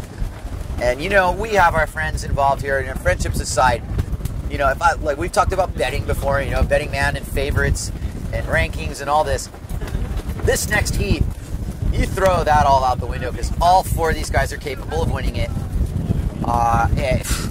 if you look at the course of this competition, starting with the AWT brackets, the course that Graham Ezzy has rolled through, he's been a standout. He's made numerous takas, 360s, goiters, and it's not getting old to watch. It's getting pretty scary for his competitors to ponder the fact that his level of capability is off the charts. He's got such a deep bag. His ceiling is so high. And his ceiling is so high. The thing that's slightly different, if you want to throw Levi into this conversation really quickly, is that Levi's got the ability too, and he's throwing it, I think, in his level of sailing right now. It's not as focused on these big, singular moves. He's got him if he wants them, but he's got the surf style too. Rodinger's got the complete bag. He's absolutely capable of, he's morphing into anybody he wants. He's truly the video game character, which 3 characters within him, he can be that completely auto-rotational, every single trick in the book, goiters, takas, 360s, maybe even something beyond that. I don't even believe I saw Ricardo Cancabello just go for double taka. Ridiculous stuff is happening here.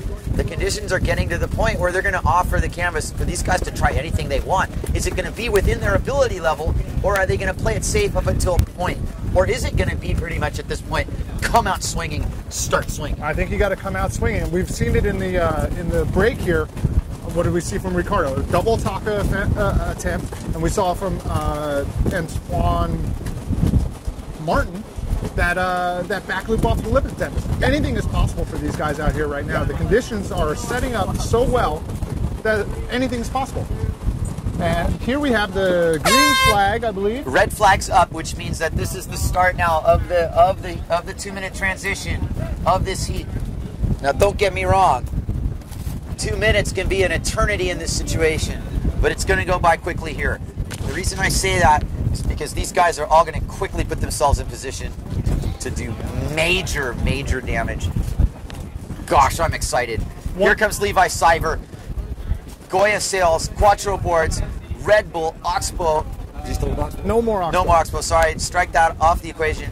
Red Bull, strong as a bull. This kid is well backed and ready for this moment. Barrett Rodinger, Quattro logo, Quicksilver logo. Quattro boards, very similar setup. He's ready to go. He's fired up. Look at this. Graham Ezzy sails, Nat Pritchard, Taboo, Gastra, head of the team. It's just everything to play for here. And as my son walks across the screen here, my wife gets him out of there. Before he gets to the rock pile. Yeah, well, good. One family member on the rocks is enough. One thing I wanted to touch on here with you, Kai, the only person out of the top 8 that's left that hasn't been in this situation is Morgan Yarrow. So I'm really looking forward to seeing what happens when the pressure's on and he gets his shot at the spotlight here. Let's talk about the pressure, and let's also talk about the opportunity, Jace. Nobody knows this is more of an opportunity than Morgan. And it's not a situation that's going to be foreign to him, at much longer. But right now, for Morgan Yarrow, who 10 years ago would be in heaven if he could tell you, we could tell him that this is where he would be in the JP Aloha Classic.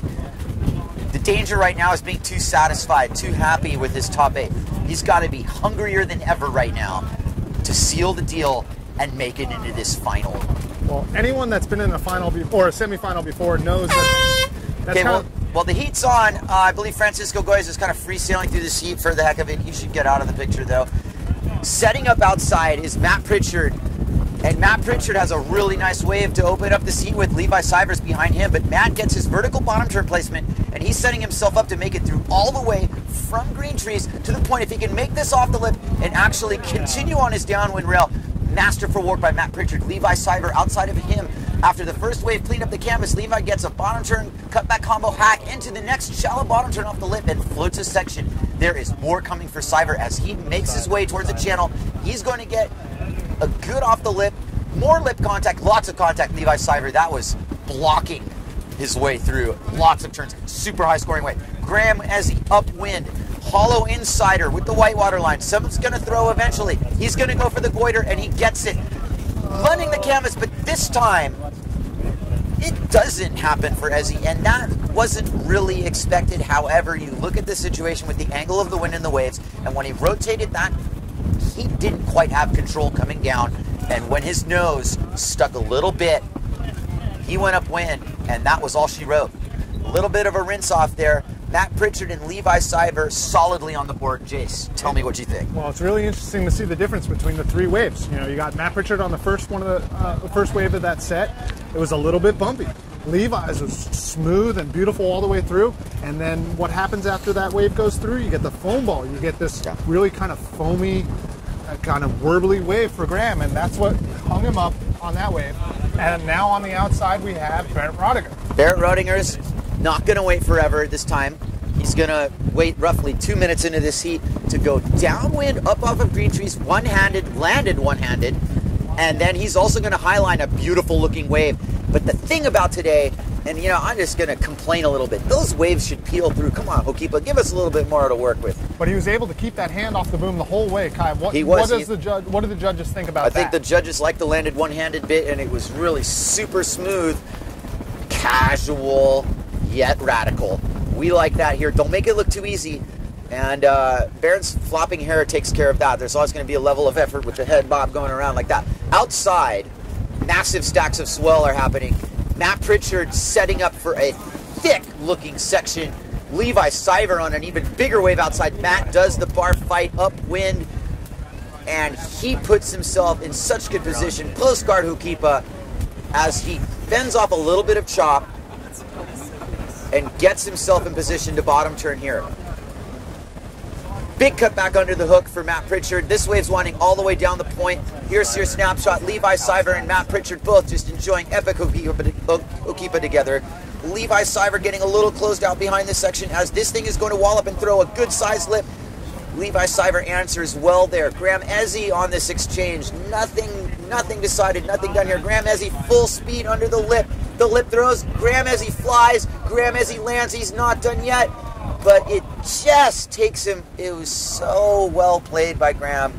But unfortunately for Graham, or if you'd like to say fortunately for Levi and Matt, there's a little separation already right off the bat in this heat. Well, you saw what happened there, Kai. He did that giant aerial, and then his upwind rail kind of started to dig in, and he started going back into the closed out part of the wave, and he just gets rolled up by that one. So beautiful aerial from Graham Ezzy, but just kind of gets swallowed on the landing. Barrett Rodinger's really far downwind in the channel here, and the situation as I see it right now is not that good to be down there that far, but he's in decent shape. Our four riders are in the lineup area. Barrett definitely got away with not going on the rocks there, so good kudos to him. You don't want anything to do with that today, trust me. And Graham Ezzy and Matt Pritchard own upwind positioning in a situation right now where Matt's just like, I'm not making it out through this. You can go ahead and try, Graham. That might have been actually a pretty wise decision. I think Matt's just like wants a clean run out. Graham is ready to get hit on the head by a really good sized lip, and Matt, you know, showing a level of expertise, didn't want to have to go through that, but you know what, Graham handled that pretty well, and he's going to get it out. Maybe. Look at that. Oh, it's hard to get out down there. Look at the amount of current that's ripping off of the rocks and heading its way out. Yeah. Not a lot of wind in your sail when you're in a spot like that. The water is swirling underneath your feet.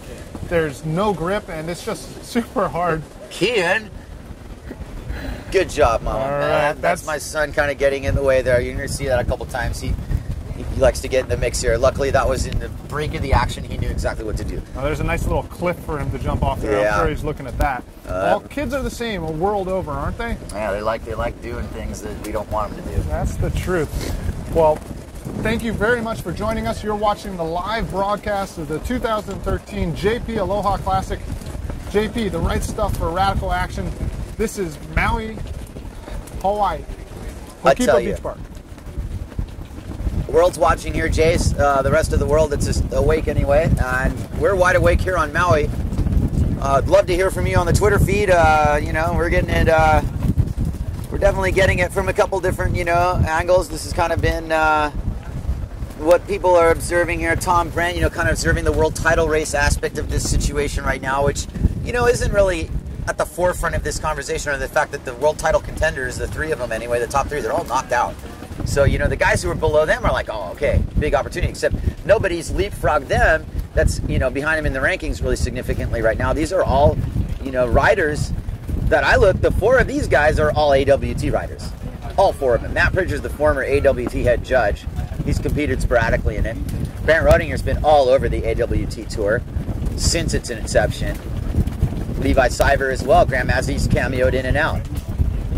And so right now, if you look at the standings of this heat, Barrett's still looking for that second score. He kind of got stuck down at the end there, got caught up in the current a little bit. He's got a good score. He's got a 6.07, but he's sitting in 4th place. He's sitting in 4th, but this is a situation now where you count the scores, the guys who have 2 scores. Barrett's got a good, solid score. He knows he's got a better one in him. And this is when the patience plays out. We're 11 minutes and change done here. There's a lot to play for. Levi's already got 2 scores in the bag. He's got a 7.75 and an 8.15. Well, here's Levi ready to pounce on it. But you say, what's his high score? 8.15. 8.15. Levi Siver, you've got an 8.15, whether you know it or not. And he doesn't care because this wave's going to basically offer him a chance to get a 10 if he wants. This is a prime Okipa wave. Lots of speed. Levi Siver, high line under the lip, draws it. It kind of denies him. It wasn't really set up for him. Barrett Rodinger out of the channel on a super good scoring wave. What did Levi make? He plants the goiter at the end of the wave. He plants the goiter at the end while I'm looking at Barrett. Levi's got a goiter off the end section. And then again, check that. Levi, frontside 360 on the point. Barrett Rodinger makes the the goiter. And that was just too much for us all to comprehend. I took my eyes off Levi. He makes a frontside 360.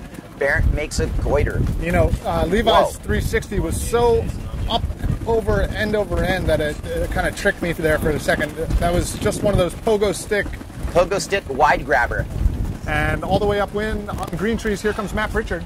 Matt Pritchard, not going to be confused with anyone else here, has a good line off the bottom, green tree rights, into the H-Poco point here. Classic Pritchard style, kind of like, okay, I came to play, the wave didn't. Go find a bigger one, Matt, you know how. So standing so far in heat number 13, Levi Siver's in 1st place, Matt Pritchard's jumped to 2nd, Graham Ezzy in 3rd, and Bent Rodiger in 4th. So we're just looking for updates of scores, and we're looking for these guys to really pop the cork here.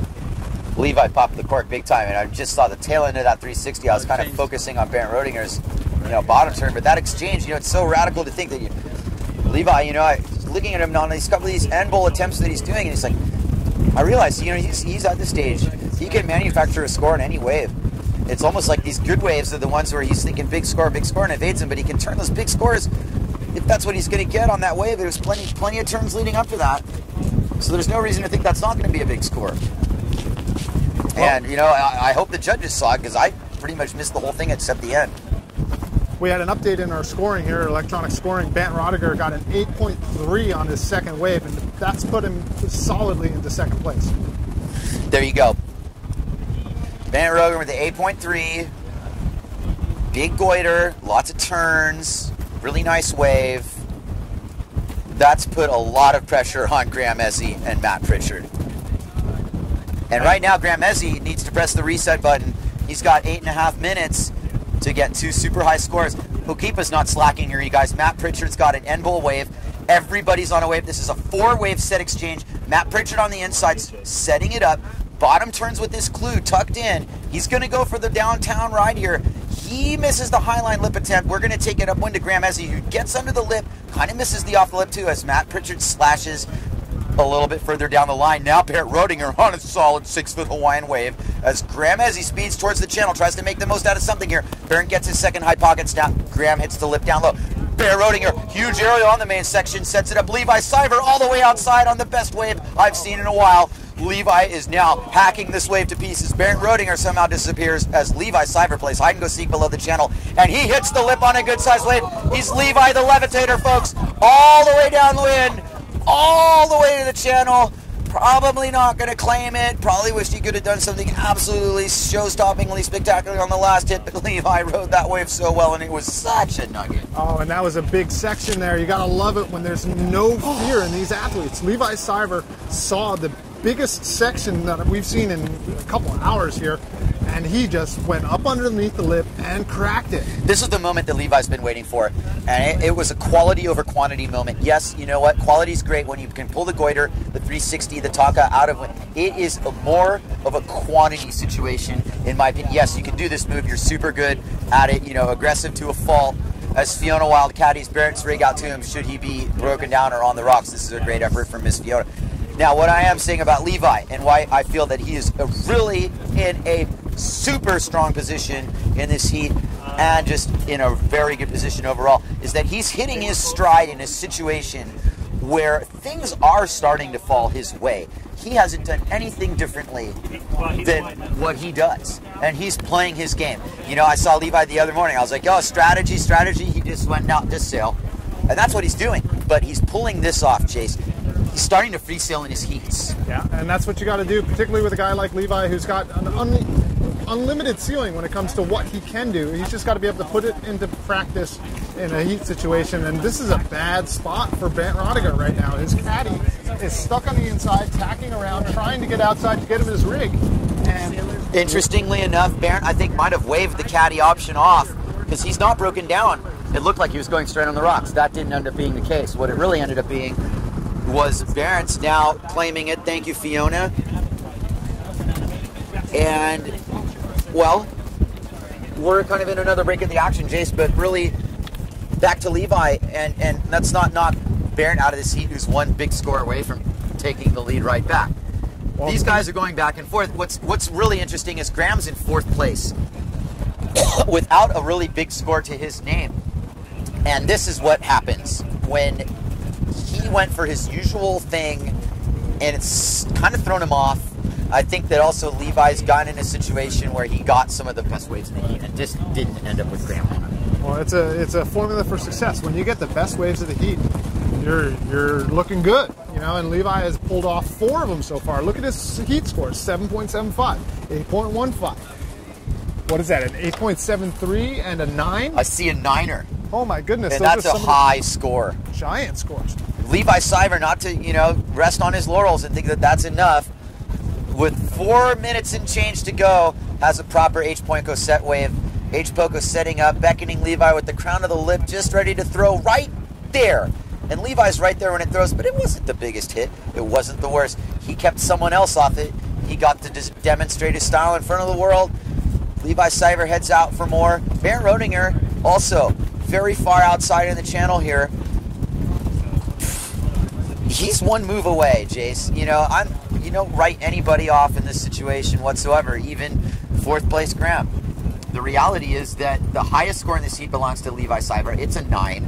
The second highest score in the heat belongs to Levi Siver. It's an 8.73. Then we get Rodinger in on an 8.3, and so on. So I'm not so good at math, but if Bant is able to come up with something in the 9s, 9.3 or so, he gets the lead, and he is capable of that. He certainly is. And now it's going to be up to the conditions whether they cooperate. Matt Pritchard, let's give him some credit. He's got good scores, and he sailed a whale of an event. But Matt Pritchard needs his 360 now. He's going to need to come in running hot. Yeah, he needs it, and you know exactly what he's looking for. Well, we do know what he's looking for. He's found a wave that's not really going to offer him a down-the-line right, and he realizes it. He kicks out. Levi Siver, a lot of wind in his sails, in more ways than one, has himself a commanding position in this lineup. Maybe he's not really into that setup either. But if he's going to quick tack before Pritchard gets on this rather tasty-looking wave, well, we have that exchange set. Pritchard's going to go on this wave. No, he's not. He's going to go on the next one. Levi was like, I wanted the next one. Matt, can I sail outside of you and drive on this? Well, we're not going to play that game. Even though we could. That would have been pretty brutal. We saw some tactics forming up in Swifty's heat. He had it out, but that's not going to factor in now. Matt Pritchard, US 10, a huge warrior for the United States wave sailing team. Gets his highline trim. That board's now pointed down the line. He gets under the lip. He's got it. 360, everybody. And he makes it. It's a 1-move wave. I really don't know how you can score that in the 9 category. As much as we love Matt, it was a 1-move wave. These whitewater hits, hey, dress it up, Matt. Anyway. But great 360. I've seen that score in the high 6s. That's going to maybe almost be a 7. That's my guess. Outside, corduroy to the horizon. Levi Siver on the outside. Graham Izzy on the inside. We have 2 minutes left in this heat. This is a big moment, guys. Levi Siver providing the authoritative stamp on this. If he can seal it, Graham Izzy wants to get back in the game. Frothy peaks at H-Poco. Here goes Graham Izzy off the bottom. The lip kind of hangs out there. Beckons and hit me, Graham, it says. Graham's looking a little further down the line as Levi's bottom turn sets up. Graham goes to the sky. He flies, he drops, he makes. Levi sets up the point. It's a beckoning lip at Hokipa Beach Park. And with the true spirit of the Aloha Classic, he hits a very, very nice looking aerial. I'm a little more relaxed now that he's made it into the channel. He's gotten out of that wave ride. And pretty solid stuff. And on the outside, Bant Roediger trying to get back into this heat. Doesn't like what he sees, so he kicks out. He is definitely playing with fire towards the end of this heat. Don't know if you're going to see too much better than that in the last couple minutes. Hard to say, but anybody who plays it like a cool cucumber like Bant Roediger knows that he can pull it out on a smaller wave. Meanwhile, Matt Pritchard, really nice wave here, goes for the hit. Matt sailed a great event. He can be really happy with himself. And one-handed with style, great style. Matt Pritchard, one of my favorite sailors for sure. He's got a bull section here. He's up and under that taboo board racing some pretty schooly lines. Some pretty schooly lines. Matt Pritchard not sailing like an old man. No way. Matt Pritchard's still got it, you guys, and I'm so proud to say that. I'm sure his brother and his family are super happy. Well, after that 360 that he had on a wave a couple before that day, had to wonder whether or not that sort of thing gives you some momentum, makes it so that you feel confident in trying it again. Absolutely. Didn't quite work out for him, but he's trying to make his way to the outside and get another. Here comes Levi Siver in a commanding lead.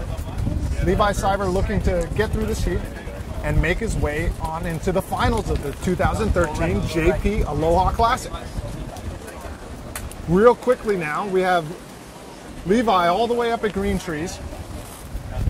Here he comes, setting up off the bottom, Levi Siver. Nice tail throw turn, a little bit of a foamy one. Here he comes, up underneath the lip. And good little floater aerial with one more to go. Levi Siver, just one more wave of an already great heat. Great heat from Levi Siver. He knows when it's time to get busy, and that heat, I am claiming, is a pivotal one for Siver. Siver's in the final. That's great, and I'm happy for him. He's a good friend of mine, and mine too. It's all these guys are friends of ours. This is our little Ohana. This is our little family. It's a small community of windsurfers, and all of these guys are good friends. So really happy to see good performances. That's what I want to see. I want to see these guys come out and do everything that they're capable of. And right now, you are watching the transitional period, the 2 minutes in between the next heat, and we're trying to get to semifinal number 2. And in this heat will be Cowley Sadie, Josh Angulo, Morgan Nioro, and Matt Pritchard.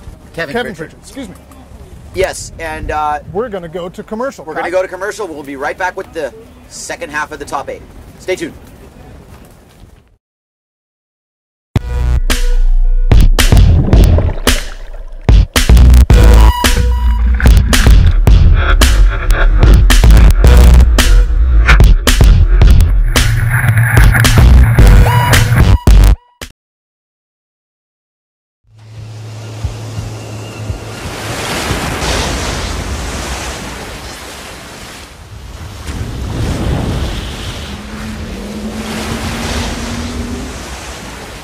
I am Philip Koster, my Mariota fins are ex-twins.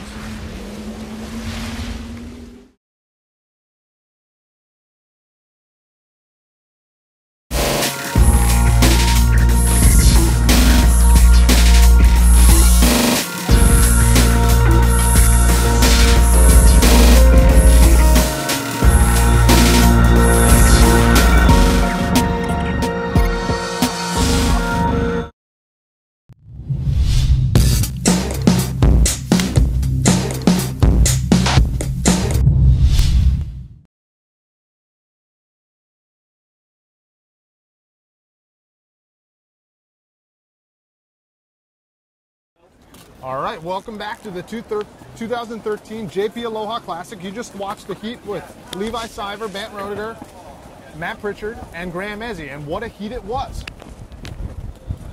We are looking to get into the top 4. This is semifinal heat number 2 between Cowley Sadie, Josh Angulo, Morgan Nioro, and Kevin Pritchard. It's been an amazing day. Here it is, 4 o'clock. On the island of Maui. The wind is still strong, although it is looking like it's backing off at this very minute, Kai. What are you seeing? I'm seeing a little bit of a shift in the wind more than it's backing off. Yeah, it's backing off, but it's also gone a little bit more offshore. We're going to lose the wind here eventually, of course. Are we under green flag? I don't think so. Are we under green flag? Flag status. Green. We are heat on. So therefore, Josh Angulo is on a scoring wave. And that is going to open up the scoring if that last wave of Cali's didn't count, which it should have. And we are underway. Josh Angulo setting up this wave ride upwind of the point. Now he's going to cross over to the point. Josh Angulo gets under the lip, kind of bogs that turn a little bit, but he's actually just preserving his speed to make the wave. Now he gets under the lip. Floater opportunity, really nice stuff from Josh Angulo. You know, floater, seen a lot of other things happen. He's got a good solid score. He's got his little hunker down style that we love so much. Nice wave, Josh. Good way to start the heat. Well, you know a thing or two about the floater. It's always nice to see somebody else bust out that move. Kai, does it make you happy to see people pull that one out? Curious how it scored. To that effect, I did a couple in this contest, and I think it increasingly got apparent that I was actually trying to do it. I think the judges didn't know that was the case at first. But anyway, it's not a huge score. It's better than straightening out in front of the whitewater for sure. And like we were talking about earlier, Kai, I mean, here comes Morgan Niaro. And this is the only guy amongst the top 8 that are left that really hasn't been in this situation before. So it's going to be interesting to see what happens when the waves line up and he gets his shot at it. He's playing it super smart. He realizes infamous KP's on this wave behind him. He's not going to win a heat riding these insiders. He's not even going to bother. He's going to go on swinging, or he's not going to bother. It's get on set waves and do it. Kevin Pritchard, US 3, World Wave Champion from 2006. He is bottom turning and cutting back under a playful-looking Hokipa wall. Not the best wave all day. Not something that's going to offer him anything but a good mid-level score. Noiro's going to have to settle, but this is Kali Seati, and let's not mix these guys up. That is definitely Kali Seati. You can see how he gets that little check turn off the bottom, keeps himself on the highlights, another thing he's super good at doing. But even he can't make it around this Hokipa section that's just today has been foiling people. And just kind of rifling down the end of the yeah, reef it's there. Really hard to make waves today, and certainly harder to judge when you're going to hit lips. Sometimes you just see guys get shut down before they can even try. I know I was getting a hard time for me and Boyd. Oh, bro, I hit the lip. Well, you know, hey, I'll tell you what, you can try, but if your heat's just starting, you're probably better off making your wave. That being said, right now what's playing out, yes, it's a little lighter. That just kind of alleviated itself. The wind's kind of come back a little bit. Good enough. It's going to last. We're not in danger of losing this heat. They're planning on running all the way through the finals tonight. That's what the head judge, Duncan Coombs, has told me. So we're looking to get a result here out of our single elimination ladder. And I've got results as well from the previous heat. In 4th place, Graham Ezzy. In 3rd place, Matt Pritchard. In 2nd place, Bant Rodiger. And winning the heat, Levi Cyber. Levi and Barrett are in the final. Top 2 advance. This is a repeat of the AWT bracket. Suns are prevailing here for the most part. And we like it that way. And we do. And this is Morgan Niaro riding on the hot sail with the JP logo. And he's working his way from green trees and trying to get down the line. Opening salvo for Niaro, who's actually capable of turning this into a score. But like many of these other waves, they just peter out because he took off at middles and expected this thing to stay open like we like it to. And here comes Kevin Pritchard on the outside. outside. Kevin Pritchard on a similar wave, looks behind him before even riding it, realizing that, okay, I can let myself ride this wave. He's going to kick out because it just didn't offer him an opportunity to do much other than streak around.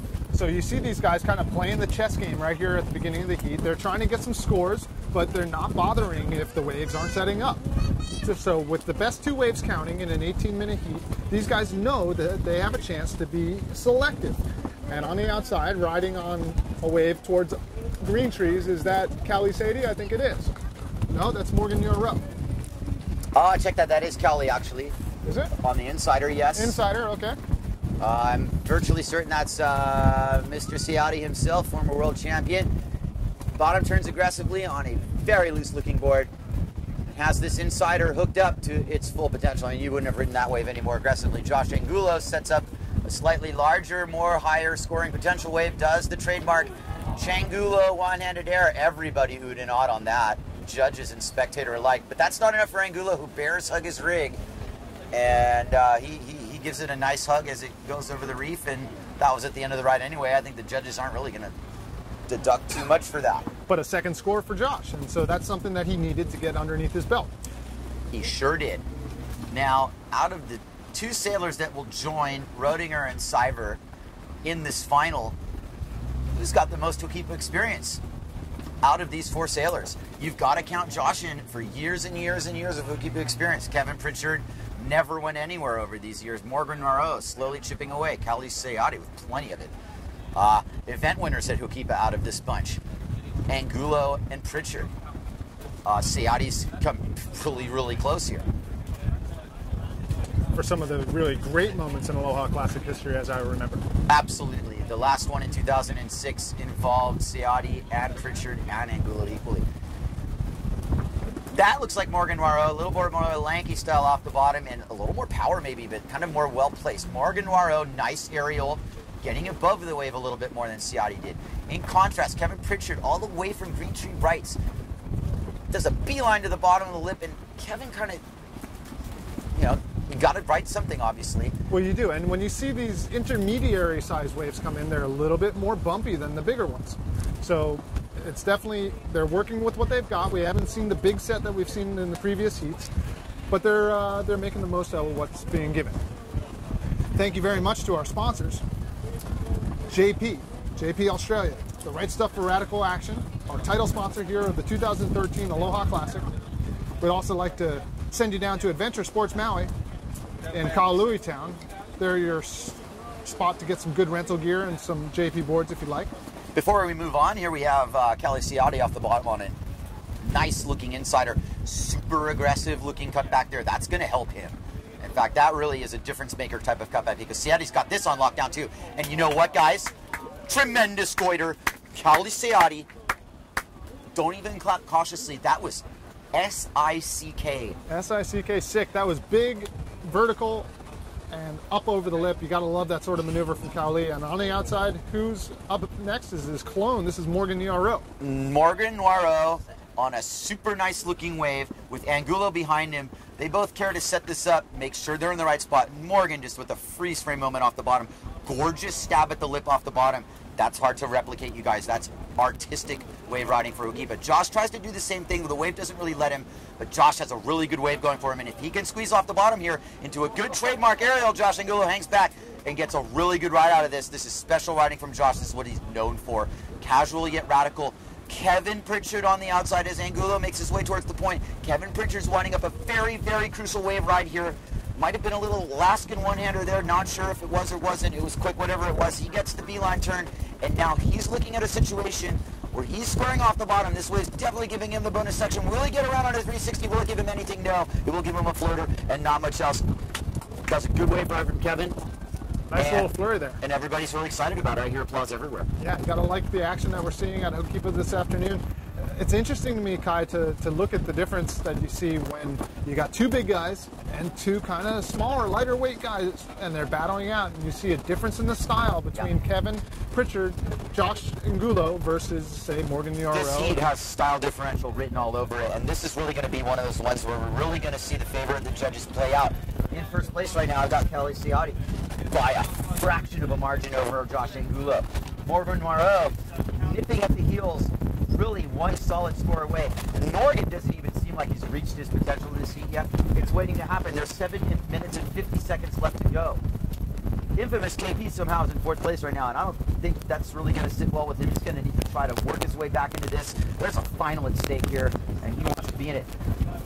Kali Sayati wants to be in it as well, and he stated his case with some really good solid placement on his stance here to set up what could be a really springy off the lip with the off the top floater, full authority. I like that kind of riding, and you knew it was coming too, and if you had him on remote control lockdown, that's what you would have had him too, and I think the judges are going to reward him for riding a wave in the manner in which it was being asked to be ridden, and there's a lot of snap to his turns. Morgan Noiro, another person, new school snappy tri-fin boards, multi-fin, other end of the equation. Josh Angulo, single fin board, power rider. Kevin Pritchard, having been on a single fin with great success last year, power rider. He's on a multi-fin board now. He's looking like a changed man on that board. Maybe the mobility factor is not there. Maybe there's something that's not working for him. I think it's just the conditions. This is a tough day when it all boils down to it. You're given your chances, but not all these waves are cooperating. And Kevin's strategy of playing the point, which he had going for him earlier, isn't paying off as much when you've got the infamous Cabo Verde Moke, Josh Angulo, outside of you, pacing the lineup and pretty much telling you where you're going. And that's what happened here. And Josh's waves looks to be a good one. Kevin's is a little bit smaller. He's still going to make his way down the line. Here comes Kevin Pritchard. Nice little top turn, check turn, and he sees a good aerial spot. He's looking for it. Here it comes. Aerial off the lip, one-handed, and he lands it. And back to the outside. Here comes Josh Angulo. Josh Angulo running towards the point, a big hollow section at H Poco, and he points his board a little too far down. You can see disaster is about to strike. That's a heat-changing moment for Angulo, and the worst possible time that he could blow up like that, if you ask me. Morgan Moreau, upwind, tweaked air with the all the way down landing. The judges do appreciate that. He needs to link some more turns. Morgan needs to get in this heat. If that gotten that air in a 360 would have happened, and air in a straight in front of the whitewater bound to the channel might not do it. Cali Ciati down low on the outside, playing the channel game. It's going to be a bit of a lower wave. The swell line is reaching from Mama's Fish House all the way through the point. This is a west set, and it's coming in wide. And it's a really remarkable piece of wave reading from Cali, who's going to need to just get to business here. This wave's going to really reach up. Cali Ciati's going to hit this lip, guys. Mark my words, he's going right up to the top here. Picks his backdoor line, gets under it. Super good lip contact, and that's the kind of lip contact that makes you make waves. Cali Ciati wants in this final, and that's a gorgeous cutback. New school riding from Cali Ciati. I liked it. I really liked what happened there. 2 waves in a row for Cali where he was just so committed late and behind the peak before he goes into his big old top turn. So Cali Ciati really riding in an aggressive manner, and boy, you gotta love it when the wave isn't really opening up, but he found a way to get the most critical hit out of it. He did, and you can see these arrows, you know, the invisible arrows, just they're looking around, they're trying to calibrate, I guess is the word, is to take the momentum they have and their speed. Do I have enough speed to make it around this section? Can I aim for this? How vertical can I go? All of that. Cali had the full bag on that wave ride. What was super impressive about it to me was that he really was able to take a wave that was trying to shut him down and turn it into a ride. That whole wave was stretching. You saw the swell line all the way from Kuau to Lanes, and then it spilled over to the point. That had West written all over it. It would have been super easy to misjudge that wave. Cali came through and actually turned it into a score.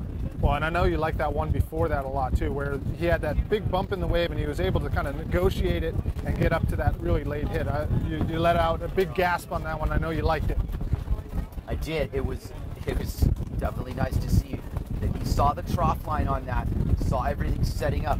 What are our placings here? We are still 1, 2, 3, 4, except that now the tide has turned in a super tight battle here between first and third, with Ciati in first, Noiro in second, Angulo in third. This has the potential to change, but as for now, Noiro's on the inside, and he goes to town here on a good-sized wave that's going to kind of shut down on him after his second move, but he goes for the big tweaked air and doesn't quite make it. Kevin Pritchard, not to be outdone, and probably aware that he's in a good position here to start making a strike. Classic Pritchard comeback. This is still strong riding. Kevin's not giving up at all. He has no idea what the scores are. He's just going to sail as hard as he knows how to. And he's doing swath turns across the faces. He gets himself down there. Maybe not taking command of this heat. Maybe not even putting himself out of the position he's in. But still sailing super solid. So the best 2 guys are advancing out of this heat, and they'll get into the finals. And they'll meet up with Levi Siver and Bant Roediger. Right now we're looking for Cali Ciati, Morgan Noiro, Josh Angulo, and Kevin Pritchard. We're looking for 2 guys to advance and make it into the finals of the 2013 JP Aloha Classic. We got waves on the outside. We've had waves all day. The conditions have been holding. The wind has been strong. On the outside, you have Cali jibing. He's picking up an outer set, and he's going to start riding it upwind and into green trees. Just behind him, that looks like Josh Angulo. So 2 good waves. One of your mics isn't on. Testing, checking. Here comes Morgan. Here comes Cali Ciati. And up underneath the lip, big late hit for Cali Ciati. That was a good one, and he's got another spot to do a big roundhouse cutback. And on the outside, here comes Josh Angulo. Didn't like what he sees, and he turns away from it. You don't see that from Josh all that often. Oh, Josh Angulo just kind of was a little bit late, saw that thing bowling up and just wasn't willing to go up there and chance it. So testing. Yes, Angulo definitely doesn't need to hear from anybody that he backed down from a pretty solid lip pit opportunity, but you know, sometimes you just don't have it. He might have felt like he was going to get around the section and do it, but that's what's been deceptive about today, is that you really don't have a second chance. You've got a chance to take your heat, you're going to do it. That's what you got to do. So we have 1.5 minutes left in this, and world titles on the line aside, right now we're just looking at the good old Hokipa title on the line. Whew. There's lots to play for here, you guys. There's a lot to play for here, and we are definitely in the thick of it here. We already have 2 of our finalists decided, Levi Seibert, Bernd Rodinger. They are sitting and watching this going, who do we want to sail against?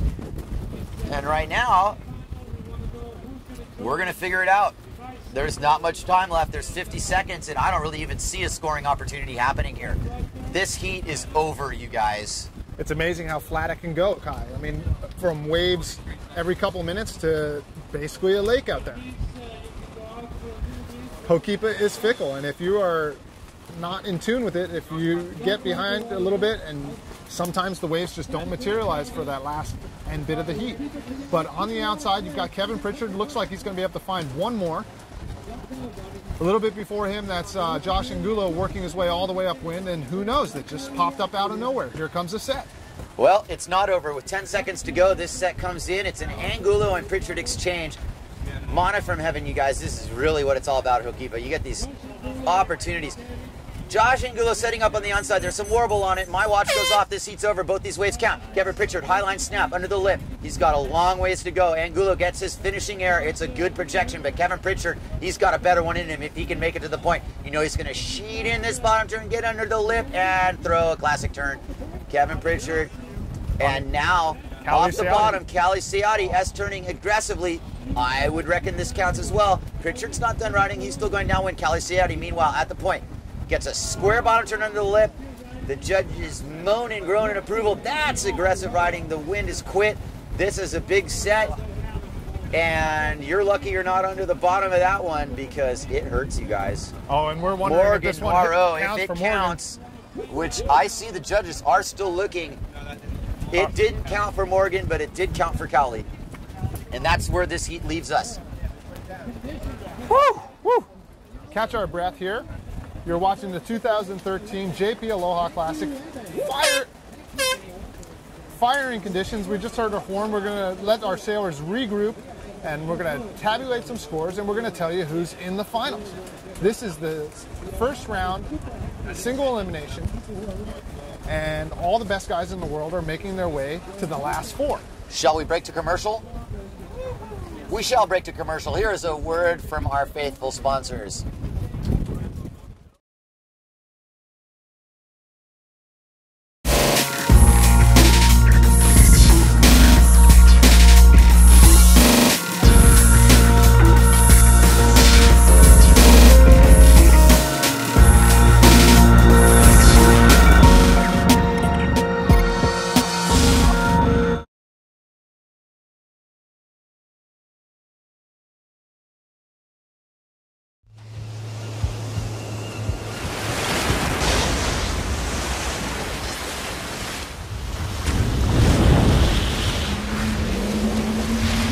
I'm Flo Jung, my Maui Ultra fins are the X Quads.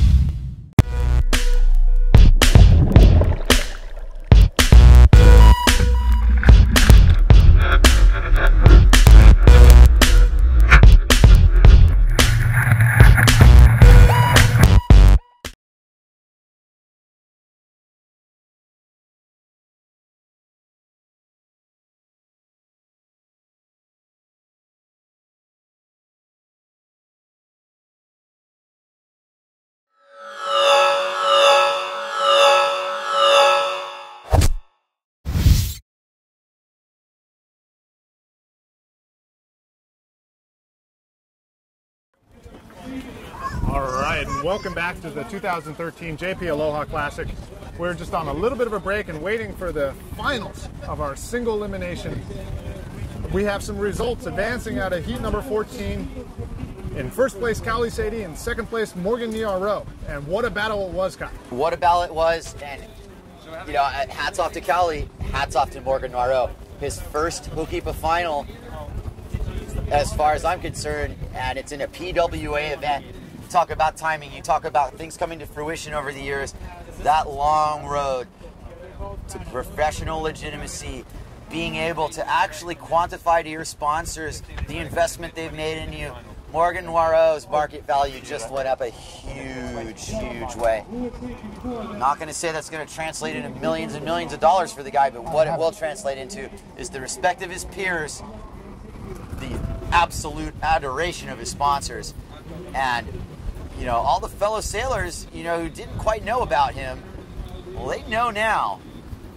That is no slouch. Morgan Noiro in his first final, and guess what, Jason? He can win the whole thing. He sure can, and it's not out of the question. And we were talking about it all through the semifinals there. Will he raise up to this moment?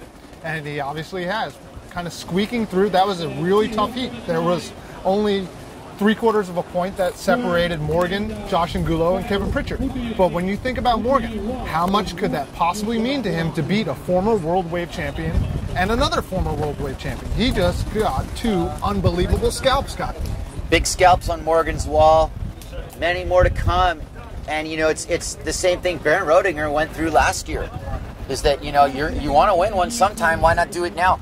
What is there to say that Morgan Noiro can't win this event right now? There's nothing to say that he can't win it. He obviously can. Right now we're on a 15-minute break. You're watching the live broadcast of the 2013 JP Aloha Classic. This is a little bit of free sailing.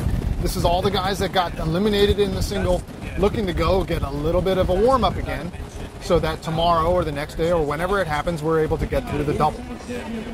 We are just moments away, within 15 minutes, of the finals. In the finals will be Cali Sadie, Morgan Niaro, Levi Cyber, and Bernd Roedinger. It is a stacked finals. Now I guess is our time, Kyle. Are we going to talk about what the Vegas line is on our finals? We might as well, Jace. Let's open this up. I think Vegas has Roedinger at about a 3.5 to 1, 3.5 to 1. My bookie just told me that I can get 5 to 1 on Noiro, which is pretty good money if you think about it. But there's no downside for getting second. He's got to win for me to take that bet. So, you know, that guy, if I lose that bet, you know, I'm an unmarked white van coming after me. If I, you know, I don't want that. I don't want homie coming after me. You know, big loc dog, you know, trying to, you know, get that. It's not a safe bet. Look who he's, you know, look who else is involved here. It's Cali Sadie. You know, a similar instinct comes into my head of why would you bet against a Cali Sadie, former world champion, looking for his first Hokipa win. Well, and then finally, Levi. And with Levi, it's this. Nobody wants it more than Levi right now. Nobody does. Nobody deserves it more than Levi. He's been waiting a long, long time for this, and he's got the rhythm right now. He is sailing about as good as he can, and he's been putting it together, and he's coming up to this moment. All right, so there you have it. I could go on and on about Levi and the long road to him coming here. Let's also not forget about Roedinger. Anybody else in this final, Noiro, it's just a huge stack. Roedinger, Cyber, Noiro, and Sayati in this final. Let's thank our sponsors here. I will go through half of this list with you in non-alphabetical order. We've got JP, the right stuff for radical action, Windsport Mag, Cafe Mambo, Makani Fins, iWindsurf, Simmer, Ezzy, Goya, Hot Sails, Nash, Neil Pride USA, No Limits, Sensi Bikinis, Kai Wailea, the good people at Eternal Riders, Takai, Blue Graphics Hawaii, Adventure Sports Hawaii, Tech Sports Hawaii, Upcountry Fitness, of which I benefited about half an hour ago with a free massage while I was talking, but I stopped talking because I couldn't talk when I was getting. Deep Relief as well, similar. Dunkerbeck Eyewear, if you want it to look 5 knots windier than it actually is, hook a pair up there. You got to go to Blue Smiths. Let's give a big shout out to Maui County. The county of Maui has put up money, has put up support for this event.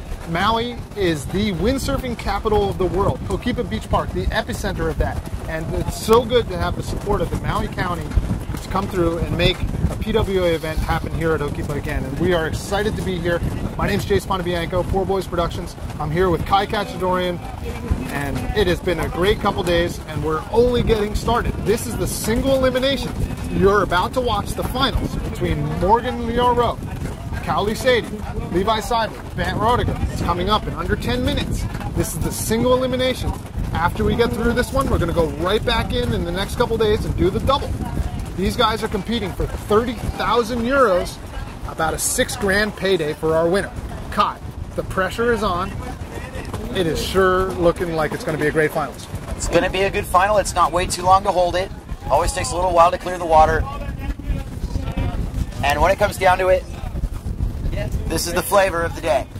We've all gotten to this point now where we really see ourselves at the point that we envisioned when this whole contest started.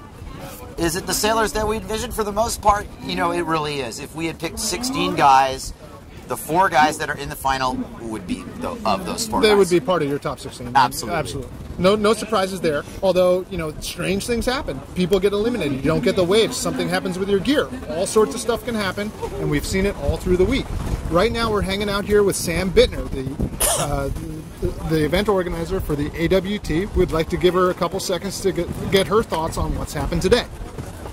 I'm so stoked. We had 6 of the 8 finishing guys were from the AWT, 2 AWT riders in the final. So this is a dream come true, honestly. I've been so excited to get this group of guys that have been on tour from the AWT to match up with a different group of professional windsurfers, and yeah, it's definitely a dream come true. I feel like I'm dreaming right now. Huge stamp of legitimacy, Sam, for our riders. I'll say our riders. I was part of this tour when it started. I think it's safe to say this has all been coming down to this moment in many ways. All the from Pistol through all the tours to this very moment right now that we're enjoying here before the final of the 2013 Aloha Classic sponsored by JP. This is a PWA final, Sam. And correct me if I'm wrong, but we've got a couple AWT riders in there, if it's not 3 out of 4.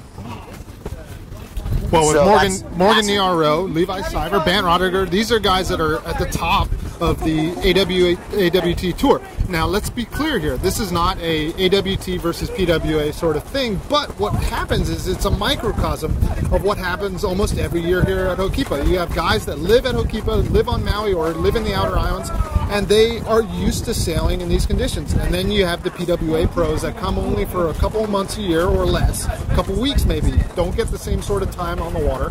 And what we have here is a battle between guys that live here and guys who don't. And now in the finals, what you're seeing is local knowledge and local rippers really being the standout. Kai. Couldn't agree more. It's a proud moment in that sense, and nothing surprising as well. Thank you, Sam, for that quick word and everything else you've done for the sport of windsurfing. That's an understatement. Some more sponsors here while we've got a moment. Chinook, Ezzy, Goya, Hot Sails, iWindsurf, Makani Fins, Maui Fin Company, Nash, Neil Pride USA. All great sponsors. It's nice to see such a list here. It's also nice to see a lot of local sponsors coming in and helping out. People like Upcountry Fitness, Deep Relief, Cafe Mamba.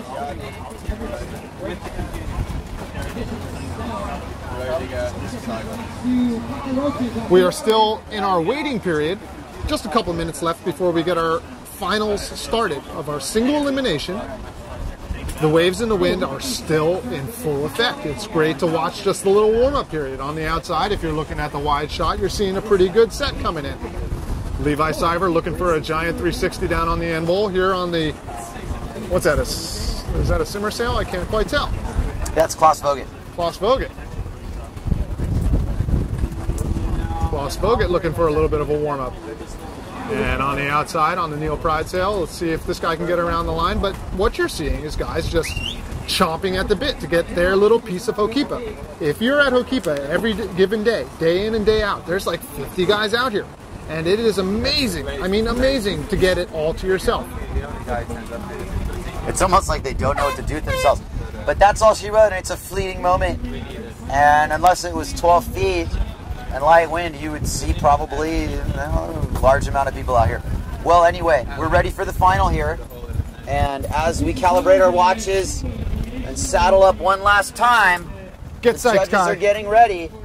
You know, I've got this feeling like I'm kind of relieved I don't have to feel any of the remotely kind of the emotions any of these finalists do. I've felt them before. It's a rush. I like the feeling of being up here with you, Jace, and it's very, very interesting to see what we have in front of us. This battle coming up here, it matters. It sure does. And you know, competition brings out the best in people. I mean, competition in its best moments, that's what it does. It forces these guys to really get to the edge of what they can do. And I'm excited to see what happens between our 4 finalists. I mean, Levi, who's been looking for this event win for so long, now is his chance. Bant Rodiger, been winning lately, been winning the last couple of events here at Okipa. Now it's his chance. Morgan Nero, never been in this position before. And now, spotlight's on. What can he do? Will he live up to that pressure?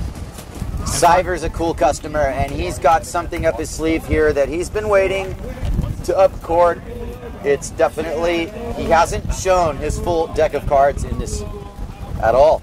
Caliciati capable of multiple rotation maneuvers. Morgan Moreau just as much as well, mixing that power and style. We know what Bernd Rodinger can do. He's not in this final by mistake, and that's you know the bottom line is that all 4 of these guys right now can win this, no problem. Jason, I'm on you. So about a minute left before we get into our heat. These guys are in a transitional period. They're making their way out. On your screen right now, you'll see Levi Cyber with the Goya sail and the Quattro board and the Red Bull logo. That's him, green and white. Just behind him, also on the Quattro and the Goya, that's Bant Rodiger on the red. About 4 minutes to go now here. 4 minutes in the transitional period. They're giving these guys good chance to make their way out. Upwind at Green Trees, making his way out. That's Cali Sadie on the hot sail and the JP logo. We're still looking for Morgan Niaro. He's got to be around here somewhere. He's down at the end bowl. So 4 guys. This is for all the marbles, Kai. All the marbles at stake here. Empty chambers at the end of this one. You're firing your rounds right now. This is a final, and the conditions are firing. For all intents and purposes, it's a throwdown. And best 2 waves, right? No format changes. No format changes other than the timing. I think there's a longer in-between period. I don't know if it's a longer actual heat final. I might want to ask head judge Duncan Coombs. 22 minutes. It's a 22-minute final, guys. Those guys are lucky. They're giving them more time. More time to yourself, more time to get those 2 waves. That's a really good idea. I support that decision. Welcome. So as these free sailors getting their last chance to shred in the spotlight for whatever reason, they're out there. It's Hukipa, and it's time for them to come in and for us to focus on our 4 riders. You'll notice the frustration in Kai's voice. He doesn't like it when people do this sort of thing, and you can't blame him. I really don't. I think it's really look. I'm not going to take away from anybody free sailing right now. It's these guys' time. So you know, as long as all these guys go in right now, it's all good. But we want to give the spotlight to the guys that were able to get through the first single elimination and make it to the top 4. This is the last moment. Yes. This is a pivotal moment in each of these sailors' career. Some of them have the accolades, some of them don't. That's not the point. What matters right now is what happens in the next 22 minutes. And I am proud to be here with Jace Pontebianco to bring this to you. This will be a historical moment in the annals of Hokipa wave sailing. There is no 2 ways about it. This one gets to be included in the script. And it's been a long, long script over the years. Once again, the first Aloha Classic, won in 1984 by Alex Aguirre. Past winners also include Mark Angulo, Alan Cadiz, Dave Kalama, Robbie Nash has won the Aloha Classic. Nick Baker won the Aloha Classic. Jason Polkow won one of the PWA events. I was not going to stop short of calling Jason Polkow an Aloha Classic champion, which he is. And it's the peak of it.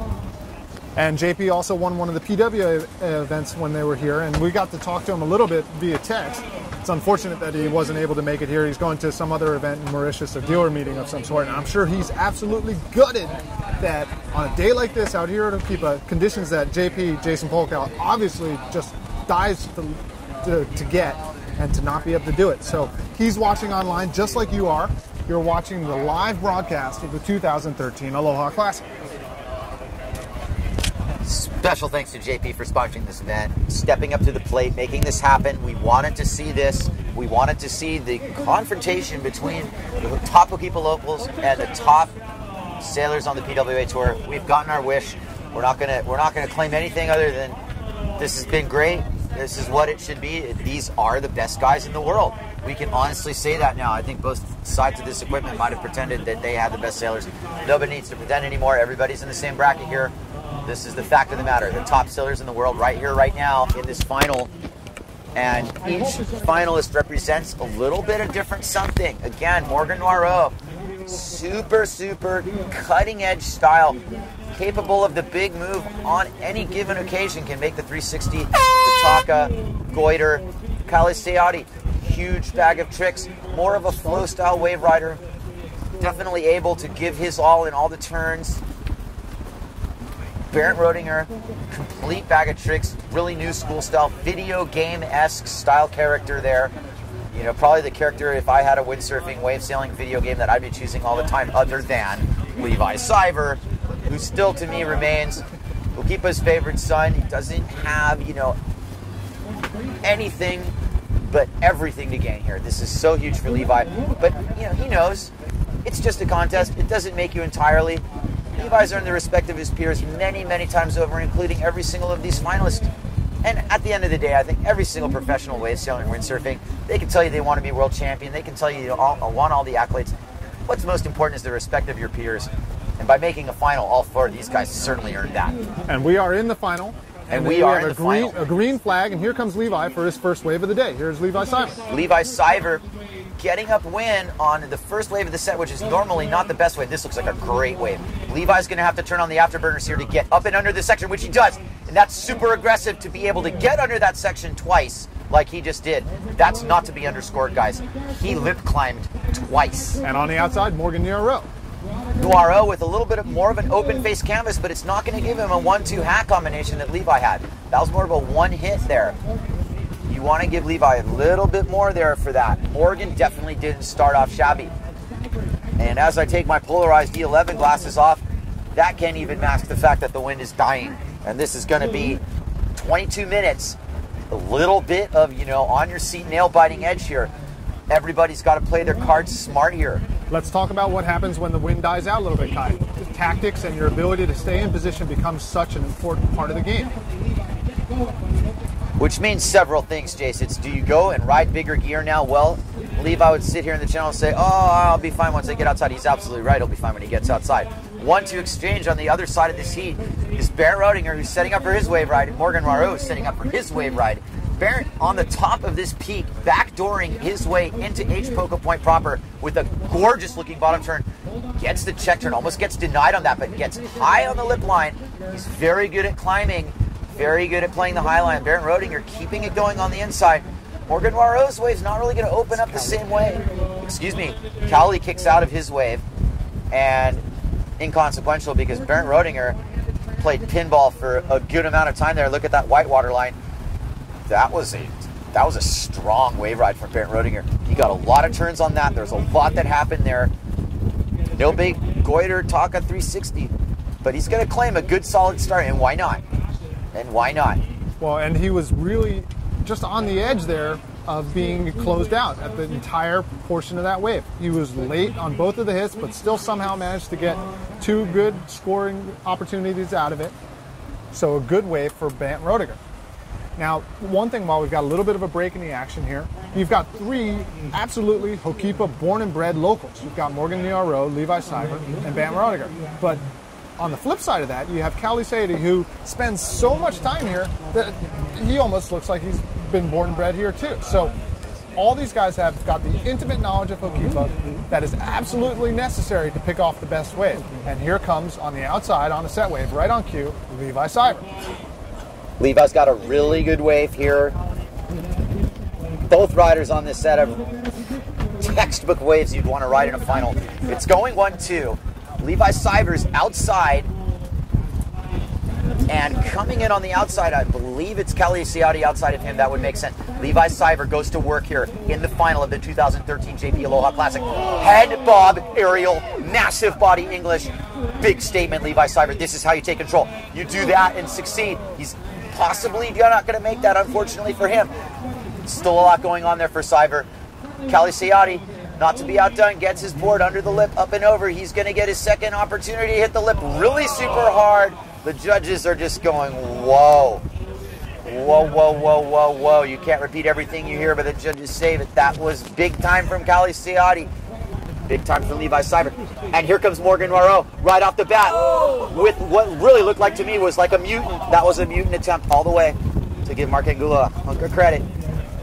Wow, what a flurry there. 3 good rides and 3 amazing athletes. You know, that mutant or goiter or whatever you're going to call it from Morgan, so close. You just saw the tip of his mask get a little bit stuck in that wave, and he couldn't quite get back in front of it.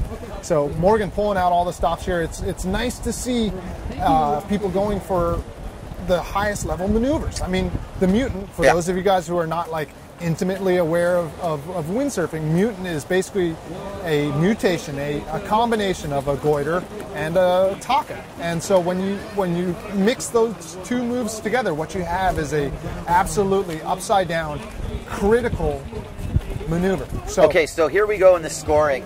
Levi Cyber's in first with the 7 and a 6.4. Sayati got hugely rewarded for that wave ride, 8.5, and I totally see that. Rodinger is sitting on a 6.22, and he's well out to sea, so he's playing his game.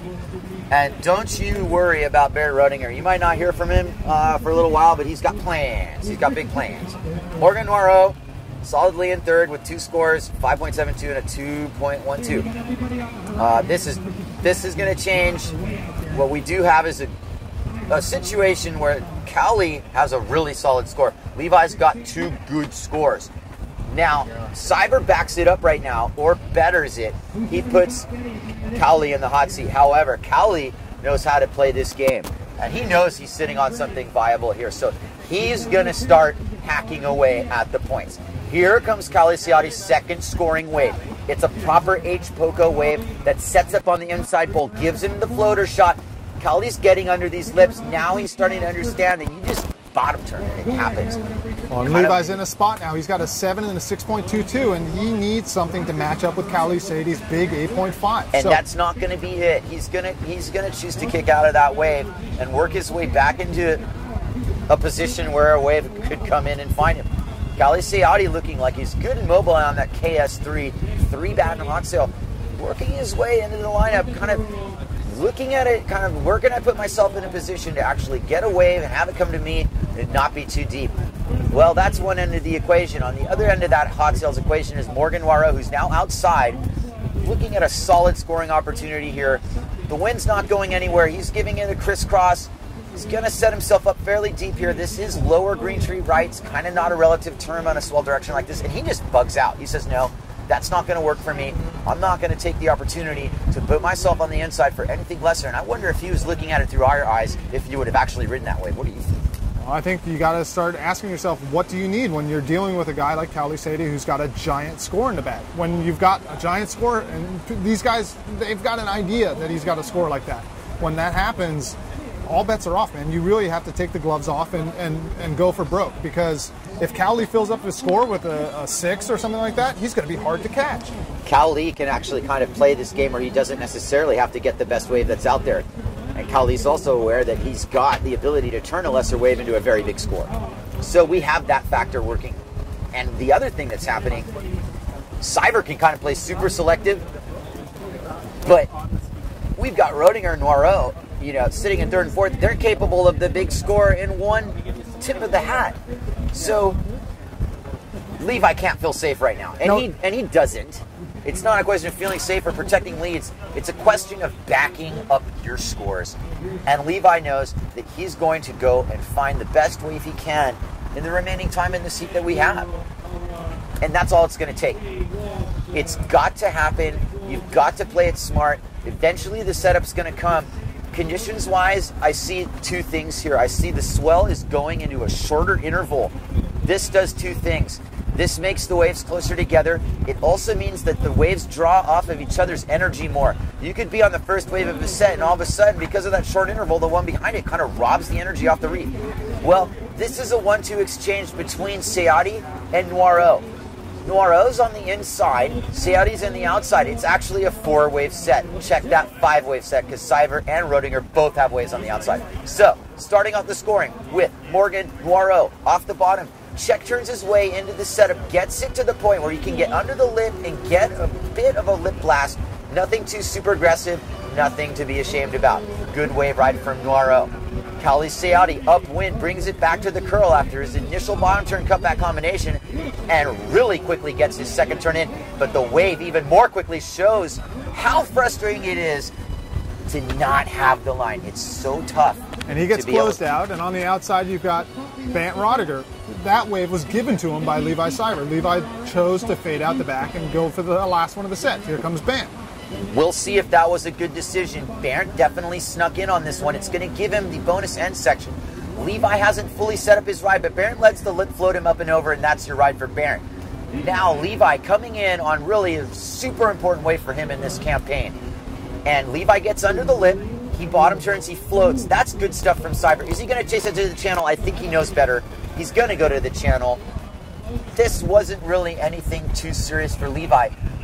I don't think that he's in first place anymore, however. I think Cowley might have just stolen first from Levi's nose, and I don't think the ride that Levi just did is going to equate anything over the 6 and the 7 that he has. I mean, what we're seeing here, Kai, is we've got 1, 2, 3, 4. You got, if it is right now, you got Sadie, Cyber, Rodiger, and Noiro. But the thing is, they're all so close that this could all get jumbled up again if we have a new set. Everybody's within 2 points of each other. Brutal reality of this heat is that it is going to come down to that moment hasn't happened. What do we call that? The turning point.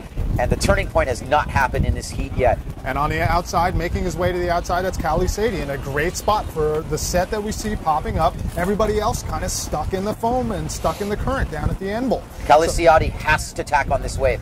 He has to tack on this wave, and he does. Remote control. Remote control, not necessarily. He just knows exactly what to do. And Cowley Sadie, having tacked on this wave, is now by himself with the rest of this heat watching him slowly do a left fade into a quintessential Ho'okipa Beach Park peak, and he buries the cutback side of his rail into the wave as he then redirects off the bottom into the whitewater charge. Cowley Sadie looking like he's going to be able to get one more turn, gets the sail to clear the clue. Well done. That's a good backup score. That's probably better than Cyver's backup score, meaning that 2 waves are counting and then you've got a backup score.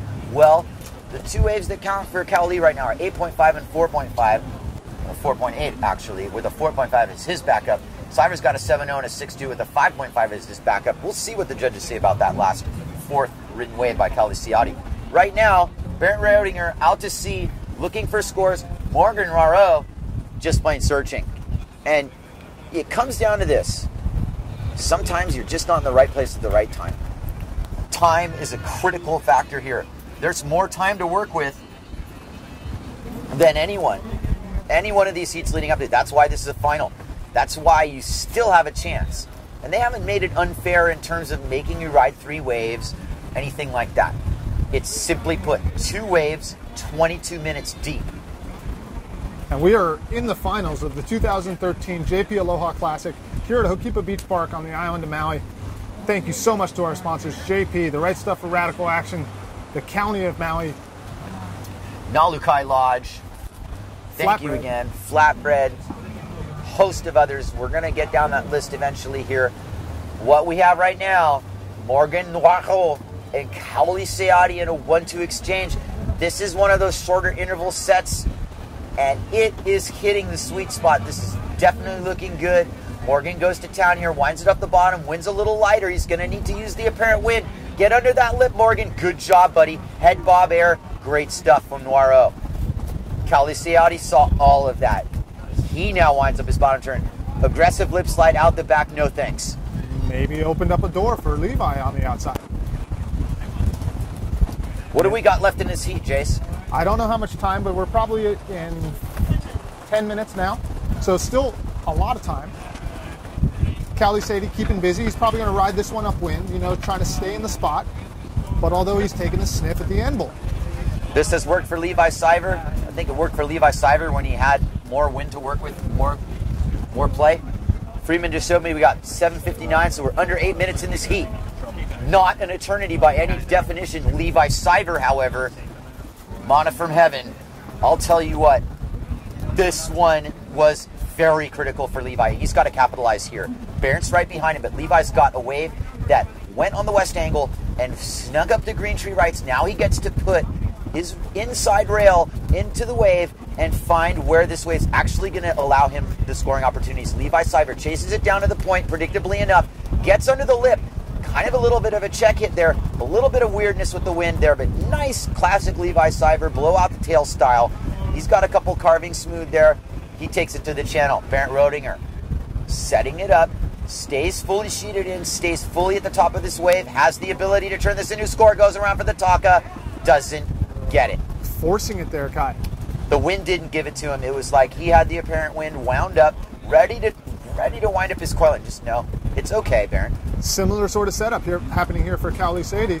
Definitely got a tail on this wave. He's riding it from green trees down the line now, off the bottom. Little check turn, trying to get up some speed. Here comes Cali Sadie. Aerial off the lip.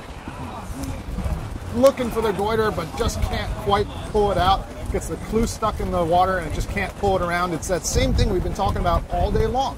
The westerly direction of the swell makes it super hard to put those moves back onto the face.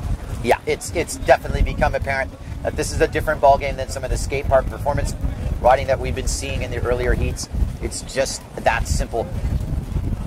This is our second JP rider. This is Morgan Noiro riding his way back upwind. Morgan Noiro in his first final pivotal moment for him, because he's going to actually have a chance to take a stab at something here and prove his mettle. He gets under the lip and he kicks out. It's not like that was a big deal. He knows he's one big score away from solid contention. If Morgan gets a 9, you know, it's looking really good for him. He's capable of that. If any of these guys get a 9, they automatically jump in the first place. It's basically the way it is. The heat score is so close, and all these guys have got one good score at least, and they're all looking to fill up that score sheet with a second solid score. It's got to be a lesson in patience here for these guys. They want so badly to try to uncork their biggest maneuvers, but if you're on a wave that's just not setting up, it's not going to happen. But here comes Cali Sadie. Cali Sadie, all the way down the line, gets hit by the trough that kills all his speed and any hopes of actually transferring into that section. The wind's gotten light, guys, and the momentum off the apparent wind that you're going to get is now very solely produced by the wave itself. Therefore, wave selection has now become the most important factor in this remaining heat of this final of the 2013 JP Aloha Classic. Well, and good timing for the PWA. If we had waited any longer, if this had taken any longer, the conditions look like they would get kind of fluky. We have given everybody enough time to be ready. The conditions have given the canvas enough for us to work with here in this situation. It's not going to be much longer now that this plays out. Right now, what we do have is Cali Sadie in the lead by a narrow margin, 0.5, 14.68 versus 14.15 over Levi Siver. It's anybody's game here. Bottom line, anybody's game. 2.5 points separate fourth and first. 4.5 minutes left to go in the finals of the 2013 JP Aloha Classic presented by Nalukai Lodge. Thank you to our sponsors. Thank you to Paia Bay Coffee, keeping us awake here. Although we don't need any caffeine or any Red Bull because the action has been just so good. Picking up a wave on the inside, making his way down to the end bowl. This is Levi Siver on the green and white Goya sail with the Quattro board. He doesn't like what he sees, kicks out. They still have some time to be selective. Morgan Noiro kicks out as well. Last wave of the set, this is Bernd Rodinger. Bernd Rodinger as if on cue now. On the only real scoreable wave setup in this. He's going to go on this wave. This is going to add to his score. He's made the decision. Here he goes. Super solid, well-placed bottom turn. Leads to a high line lip opportunity. Then he just turns into an insta-goiter. Watch out, people. Air, one-handed off the goiter. Bernd Rodinger captured on film live for everybody to see around the world. Doesn't quite get to sail away with the claim, but make no mistake, that might be a score that puts Rodinger in some sort of level of contention here. If it's over an 8, he might have the lead. That was a big moment for Bernd Roediger. You see what happens when your first hit is so good. It allows you to get into the position to get that sneaky second one. I really tried to illustrate that too with the board placement and position. You saw that opening bottom turn. Didn't bleed his speed. But did you see how it put him back up the face of that wave, Jason? How he had all the apparent wind that wave was going to offer him. Get one turn in, get to the top of the wave, sheet in, point and shoot. That equals a goiter. Yeah, and he was coiled up, like you said. Unbelievable extension. He was all the way upside down. Really nice move, and we're looking for the score out of that one. 7.45 it looks like. 7.45. It moves Bernd Roediger up into the third spot. Currently winning heat number 15, our finals of the 2013 JP Aloha Classic. Currently winning Kauli Sadi in second, Levi Seivert. We got 2 minutes, 15 seconds to go. And riding on a wave, making his way up to green trees, this looks like Kauli himself. Brazil 253. Riding on the 253, setting up a really tasty looking Hokipa nugget that I know he's going to rip to pieces. Kauli's now under and behind the peak, gets under the lip. Now he's got to get around this section, but there's more to it if he can. Morgan Noiro outside of him. Super big opportunity for Morgan in this. He's played it very patiently. Got to give him a lot of credit for that. Kauli doing that trademark, make the wave line with a couple bash and slash moves. Morgan also setting up quite a cautious bottom turn approach, but he knows, stay high on that wave, he's going to have a lip line opportunity, and I look at the 360, doesn't make it. And he was not holding back any stops there. I mean, he definitely did a little bit of a check turn on the beginning, but he was looking for the big move. Morgan, the only guy out here who hasn't been in the finals in one of these big contests, not holding back at all. I'm giving big props to Morgan. Big props to Morgan, and Levi Seivert, with under 2 minutes to go here, sets up for what is likely going to be his last scoring opportunity in this heat. Bernd Roediger has gotten the bigger wave on the outside. I won't say better yet, but it is bigger. Seivert knows this is crunch time. This is it. This wave is going to dictate either a lot or a little in this heat. It forms under his feet. Levi gets there. He transfers under the lip. He makes a 360, and he's going to pull through with this, and he might even get another turn. Levi Seivert puts himself in contention there. No question about it. Bernd Roediger upwind. He's zigzagging across, gets a real cautious line, but he throws it into a big goiter that he doesn't make. This is a big moment in this heat. Now, Seivert needs to understand that his big score is a 7.15, and then it's a 7. If he has somehow gotten better than a 7.6 or so, if he gets a 7.5 or a 7.6 for that 360, he's in first place. The clock winds down. There is 10 seconds left. This is on the judges, guys. Now, don't make any mistake. Judges are watching. Kauli Sadi and Morgan Noiro are displaying intention to ride this wave. They are both going to get scored on this wave. Kauli Sadi is not going to miss out on an opportunity to seal this deal. They're both going to get scores here, guys. Here goes Kauli Sadi's salvo. Full speed to the point. Full speed for what is going to be a big old goiter attempt. He's going to make it. He's going to make it. It's a one-move wave. Applause for it. Morgan's got a spot here, too. Morgan's got a spot here, too. Halfway through the channel, he's got the big one-handed lazy air. Yeah. Awesome Pamal, Morgan. That was Pamal, bro. Awesome heat from the boys out there. This is the finals. Un petit one-hander, huh? All right. So, as our free sailers go out free sailing, that is the final of the 2013 JP Aloha Classic single elimination bracket. Sam Bittner is stoked. We have an official result no matter what happens here. That's one thing. Another thing is we got a highlight reel for the world to see. That's another thing. And everybody survived. That's the last thing I'd like to add. Well, yeah, it's always good to see everybody get through a heat like that unscathed. What were your big moments of that heat cut? Levi's 360 right at the end there is going to play pivotal stuff because, as I see it, on the narrowest of margins, let's not go there before it's official, you guys, but as I see it, Levi's things got really interesting. It's going to shake things up a little bit. It's going to shake things up. It's nothing official. Nothing's official. We're not going to tell you what we see here.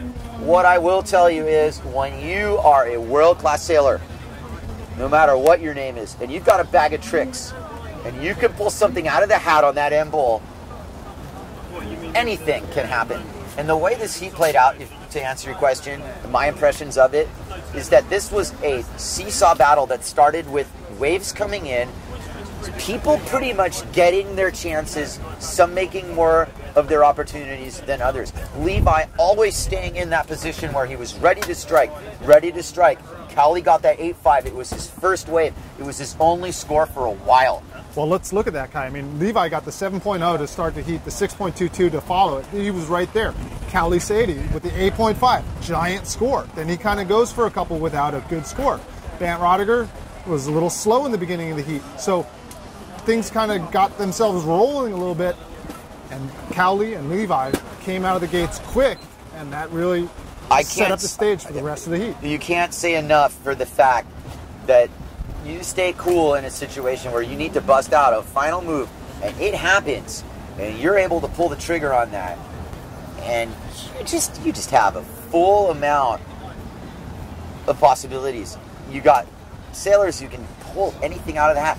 This heat definitely went Cowley's way early, and he put in an effort. You can't control the lineup, but he did his best to be in position for every good ride that came in. And don't fault Cowley here. He did absolutely everything by the book. He did everything you'd want to do in a final. I mean, absolutely, absolutely. No question about it. We're not here to announce results. Levi Cyber, solid effort. Really came on like he needed to have something at the end of that heat. And we'll take it to the award ceremony so you guys can figure this out. We're going to do that in the next couple minutes, so you and I are going to ramble on for a little while longer. All right, well, the whole system's down, so we're going to summarize here basically. First round of the pros of the the PWA JP Aloha Classic for 2013 here is done. And we have our finalists. It's Levi Cyber, Kelly Ciati, Bernd Rodinger, and Morgan Moreau. And we will take you to the award ceremony here. This is Flycatcher and Jace Pontebianco signing off for the afternoon. Aloha, and we will see you for round 2. Thank you very much. Good to be here. Aloha, everybody. This is the producer speaking. We're going to do the same thing we did the other day. I'm going to take you possibly offline here. We may drop in and out. We'll take you to a loop commercial, and hopefully we'll bring you the award ceremony live, all right? Hang with us. Aloha. That was good. Thank you. Excellent job, man. That's really entertaining. Can one of you guys do me a favor? Take the wireless mic system off. Just unscrew the whole thing. Take the 2 cables out of the camera and bring that thing up with you.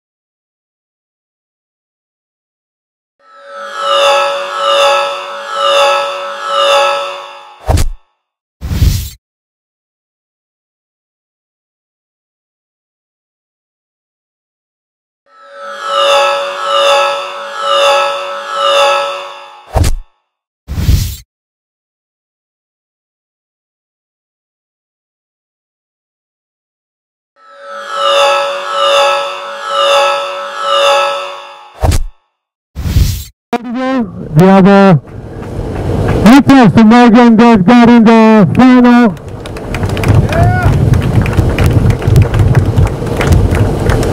Another one in the final again against this monster. How did you feel? It feels super good to be in the final. I mean, it's like I've been talking to everybody. It seems like every heat in this contest is a final, you know.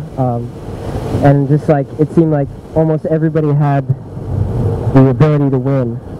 So to be up here is pretty cool, for sure. Thank you, Ben. We wait for the results. Here is Levi missing only Kaoli. Levi, are you happy? Yeah, that was fun. That was amazing conditions, amazing riders, good energy. Like, everybody's just ripping these days. Yeah, just honored to be here with like the most amazing people in the world at the best beach in the world, and yeah, I'll keep what goes off. And you are one of the best sweepers. I don't know, I just try to give it my best. I don't really think about that kind of stuff. I just want to have fun and enjoy it and keep improving. Thank you, Levi. Here comes Kaoli as well. Obrigado. Como lá? Tudo bem, tudo bem. Okay. Duncan, here for the results. Okay, so what a final. Good job to you guys. Round of applause, I think. The JP Aloha Classic 2013 single elimination results are: taking 4th place, and a solid performance goes to Morgan Morel. Congrats, Norman. Yes, sir, you're awesome, Morgan.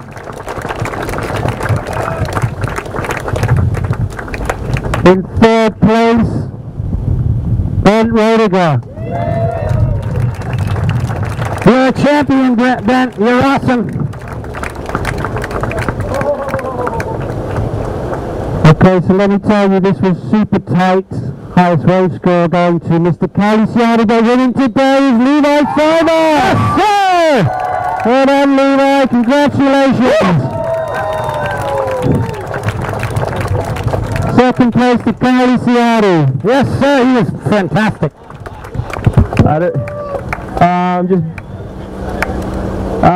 Oh yeah. Yes, sir, Oregon boy. Yes, sir. Just honored to be here, and I don't know, I wasn't really competing the whole time. I just told myself that I wanted to enjoy it and just enjoy windsurfing, because at the end of the day, it's like we're all friends who love this sport, and I think we should keep that spirit of Aloha and just keep encouraging each other, because I'm humbled. There's so many good sailors. I don't know, I just first place today to me is just having a good time, and these guys all are first place in my eyes. They rip so hard, so thank you, everybody.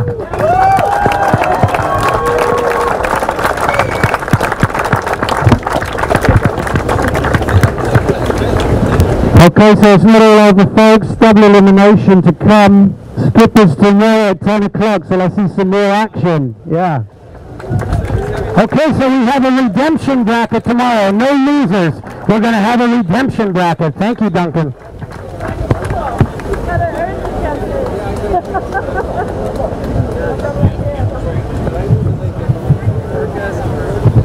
Thank you, everybody, for coming in.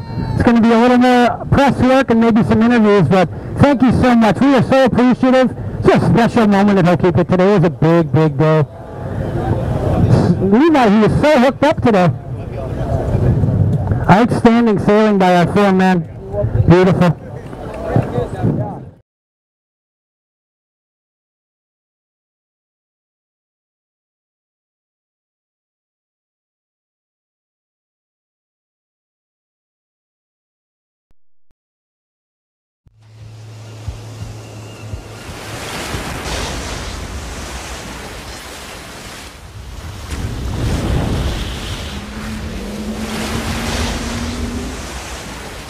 I am Philip Koster. My Maori Ultra fins are X-twins.